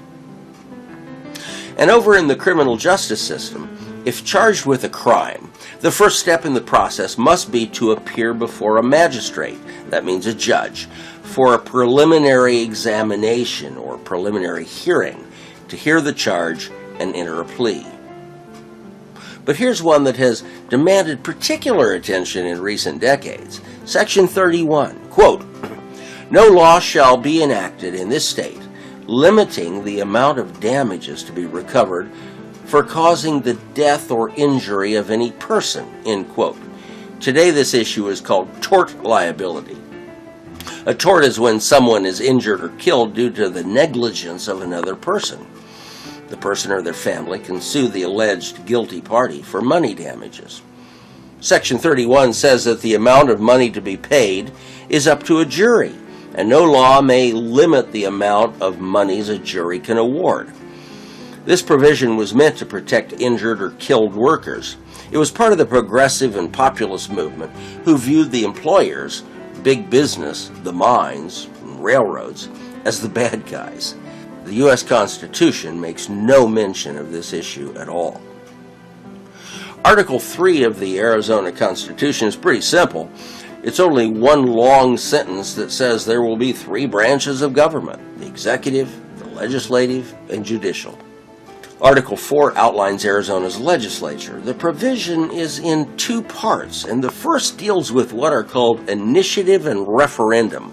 Initiative is a system wherein the citizens can circulate and sign petitions to put a proposed new law on the ballot for a vote at the general election. They, rather than the legislature, are initiating a new law. Referendum is when the members of the legislature don't want to enact a new law themselves, but refer it to a public vote to let the people decide. Initiative and referendum provisions came out of the populist movement starting around 1890 and intended to give the public a bigger say in government. A look at this U.S. map indicates that most states with this approach are in the West, where the progressive and populist movements were strong. Here, a century later, there are concerns that the initiative process is often abused. You know, one of the things I think that has caused people to be concerned about the initiative process was it was intended as a way for the people to express their view. And in recent years, the last decade or so, initiatives tend to be funded by special interest groups or individuals with a fair amount of money. And so I think the question is whether the initiative process still represents, as it was intended to, the voice of the people and a direct democracy. I think there are substantial questions that we have to at least be willing to consider there. Part 2 of Article 4 outlines the structure and operation of the legislature, and it's all very similar to how the U.S. Constitution outlines the U.S. Congress. Of course, there would be a House and a Senate. Now, in those days, the number of elected members was apportioned based on the population within counties. And it might surprise you to know that in the first election, the place with the biggest population and that got the most representatives wasn't Phoenix or Tucson. It was Bisbee, down in Cochise County, where the mining industry was booming. House and Senate members were elected for 2-year terms, and they still are. The governor and higher offices back then also had 2-year terms, but these days they get 4. The legislature was to meet every year in January. They were paid, I believe, $7 per day, which for 1912 wasn't bad. The downside was that the pay ran out after 60 days. Oh, they could stay in session longer if they wanted to, but it was on their own dime. By the way, the fact that state legislative sessions around the country typically begin in January has nothing to do with starting the calendar year off right. Rather, it was that a high percentage of American state legislators were farmers and ranchers. In January and February, the farm fields were covered with snow. It was a good time to be down at the state capitol. The idea was to have the state's business done by March or April, then get back home for plowing and planting or the spring roundup. But back to the Constitution. The legislature could not vote itself a pay raise during their current term in office. Today, pay raises are recommended by a special commission and have to be approved by the voters at the next election. Historically, the voters never approve such salary increases. A person may not serve in the legislature at the same time as serving in some other office. For example, you could not be a state senator and a U.S. congressman at the same time. There were few exceptions. You could be a notary public or on a school board while serving in the legislature. A representative or senator during the legislative session cannot be arrested, except on a charge of treason, or a felony like robbing a bank or something, or breach of the peace, which might include starting a brawl in a bar. But for minor charges, they have immunity. I remember in the 1970s, a state legislator during the session was pulled over for drunk driving. This was on Central Avenue in Phoenix. In a slurred voice, I imagine, she protested to the police officer, "You can't arrest me, I have legislative immunity." And she was absolutely correct. They did not arrest her. What the cops unofficially did do, however, was to make sure that the incident was reported in all the newspapers. And of course, she was defeated at the next election. As I think we've noted already, the Arizona Constitution, even the original version of 100 years ago, is significantly longer than the U.S. Constitution. And the main reason is that states tend to go into great detail about creation of departments, rules, regulations, etc. So we'll wrap this up with a quick run-through, in no particular order, of some other pieces of our original Constitution. And remember that many things were required by the Enabling Act. For example, we had to create a public school system. It could have no ties to organized religion, and classes had to be taught in English. We had to create a system of courts. The expenses of the Supreme Court were paid by the state. Superior courts were funded half by the state and half by the county. Justice of the peace courts were set up. The Court of Appeals did not come along until many, many years later. But something else we did that seems progressive for that time was to establish special judicial rules for handling juveniles. The Constitution, of course, authorized the taxing authority, and they felt compelled to note in the Constitution that taxes had to be paid with money, no chickens or goats. And speaking of tax revenues, there's a provision that the budget indebtedness of the state government shall never exceed $350,000. Yeah, right. They established the Arizona Corporation Commission, which not only certified corporate entities, but also was given the authority to regulate electrical power, the movement of gasoline, natural gas, oil, trains, buses, as well as to regulate telegraph and telephones. There's a provision for a state mine inspector to be elected by the people, which he still is. There was also the election of a state auditor, but those duties now rest with an appointed auditor general. Various sections addressed working people. The 8-hour workday was adopted, but it was only mandatory in the case of government employees. The legislature was directed to enact a workman's compulsory compensation law, now called workers' comp, to help cover expenses of people hurt on the job. Children under age 14 could not be employed during the hours that school was in session. And here's a final one to think about. No child under 16 years of age could be employed in an underground mine. I guess that was considered pretty progressive at the time. Well, keep in mind that all the topics we've covered relate to the original Arizona Constitution, written in 1910 and adopted in 1912. It has been amended about 100 times over the past 100 years. If you've watched this entire documentary series so far, you have dedicated about 4 hours on the history of the U.S. and the Arizona Constitutions. And there's another 2-hour production examining the most historically or constitutionally significant U.S. and Arizona court cases. Now, we've talked at length about why our ancestors, the colonists, decided to break away from England and create the United States of America. But in closing, let's talk briefly about Arizona. I think the big question is, why did people come here at all? The central and southern parts of the state were hot and desolate. In early times, there were warring Indian tribes to contend with. Water was at a premium. Transportation was difficult at best. And of course, there would be no real air conditioning until the 1950s, and for most people, the 1960s. So why did people come? I phoned a number of friends whose families have been here anywhere from 85 years to 135 years and asked them that question.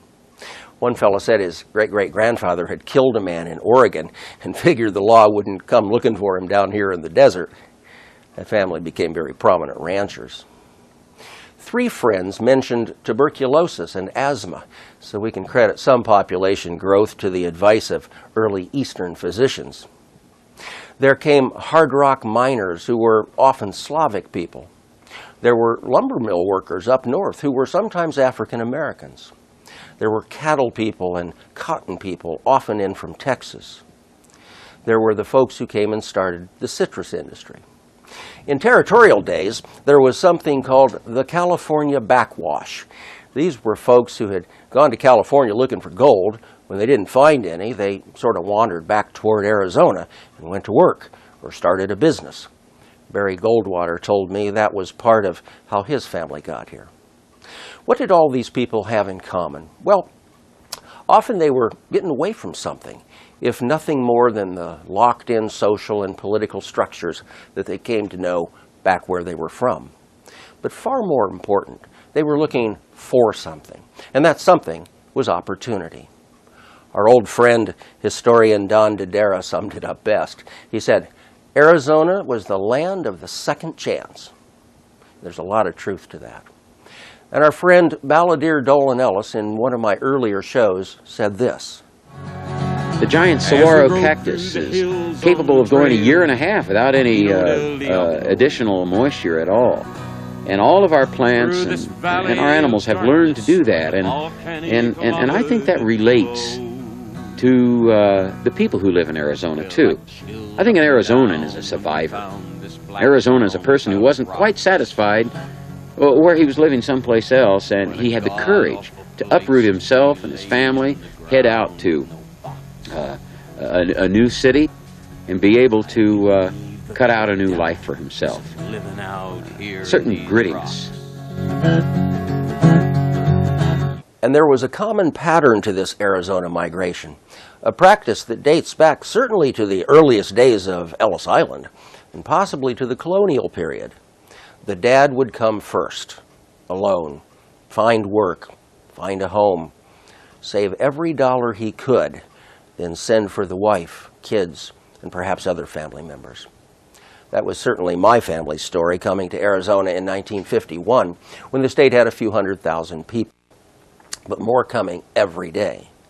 Today it's around 6 million. It's been interesting and an honor, really, for me to have grown up here, watched us grow, and to share with you her history and that of our nation. And so we leave you with a final story. In 1866, our second territorial governor, Richard McCormick, brought his 23-year-old bride, Margaret, from her genteel New Jersey home to be Arizona's First Lady. She was the first First Lady to actually live in Arizona. It was planned that Richard and an entourage would tour the territory, visiting every wide spot in the road that had any population at all. They were few and far between, so it required him to travel from Prescott to Tucson to Yuma and back. And the only way to accomplish this was on horseback. Well, of course, Margaret would not be subjected to this torturous journey. Of course, Margaret would, insisted Margaret. How better to give these rugged Arizona pioneers confidence in the future, to let them know that civilization and government had arrived, that we were now officially part of America the Beautiful. How better than for a slip of a girl from New Jersey to meet the challenge. And so she went bouncing along in the saddle week after week, 500, 600, 700 miles. And the people extended their welcome and expressed their delight at the discovery that the First Lady was several months pregnant. During the final leg of that horseback tour, Margaret began to experience complications with her pregnancy. They made it back to Prescott, to the so-called Governor's Mansion, a log cabin which stands today at the Charlotte Hall Museum.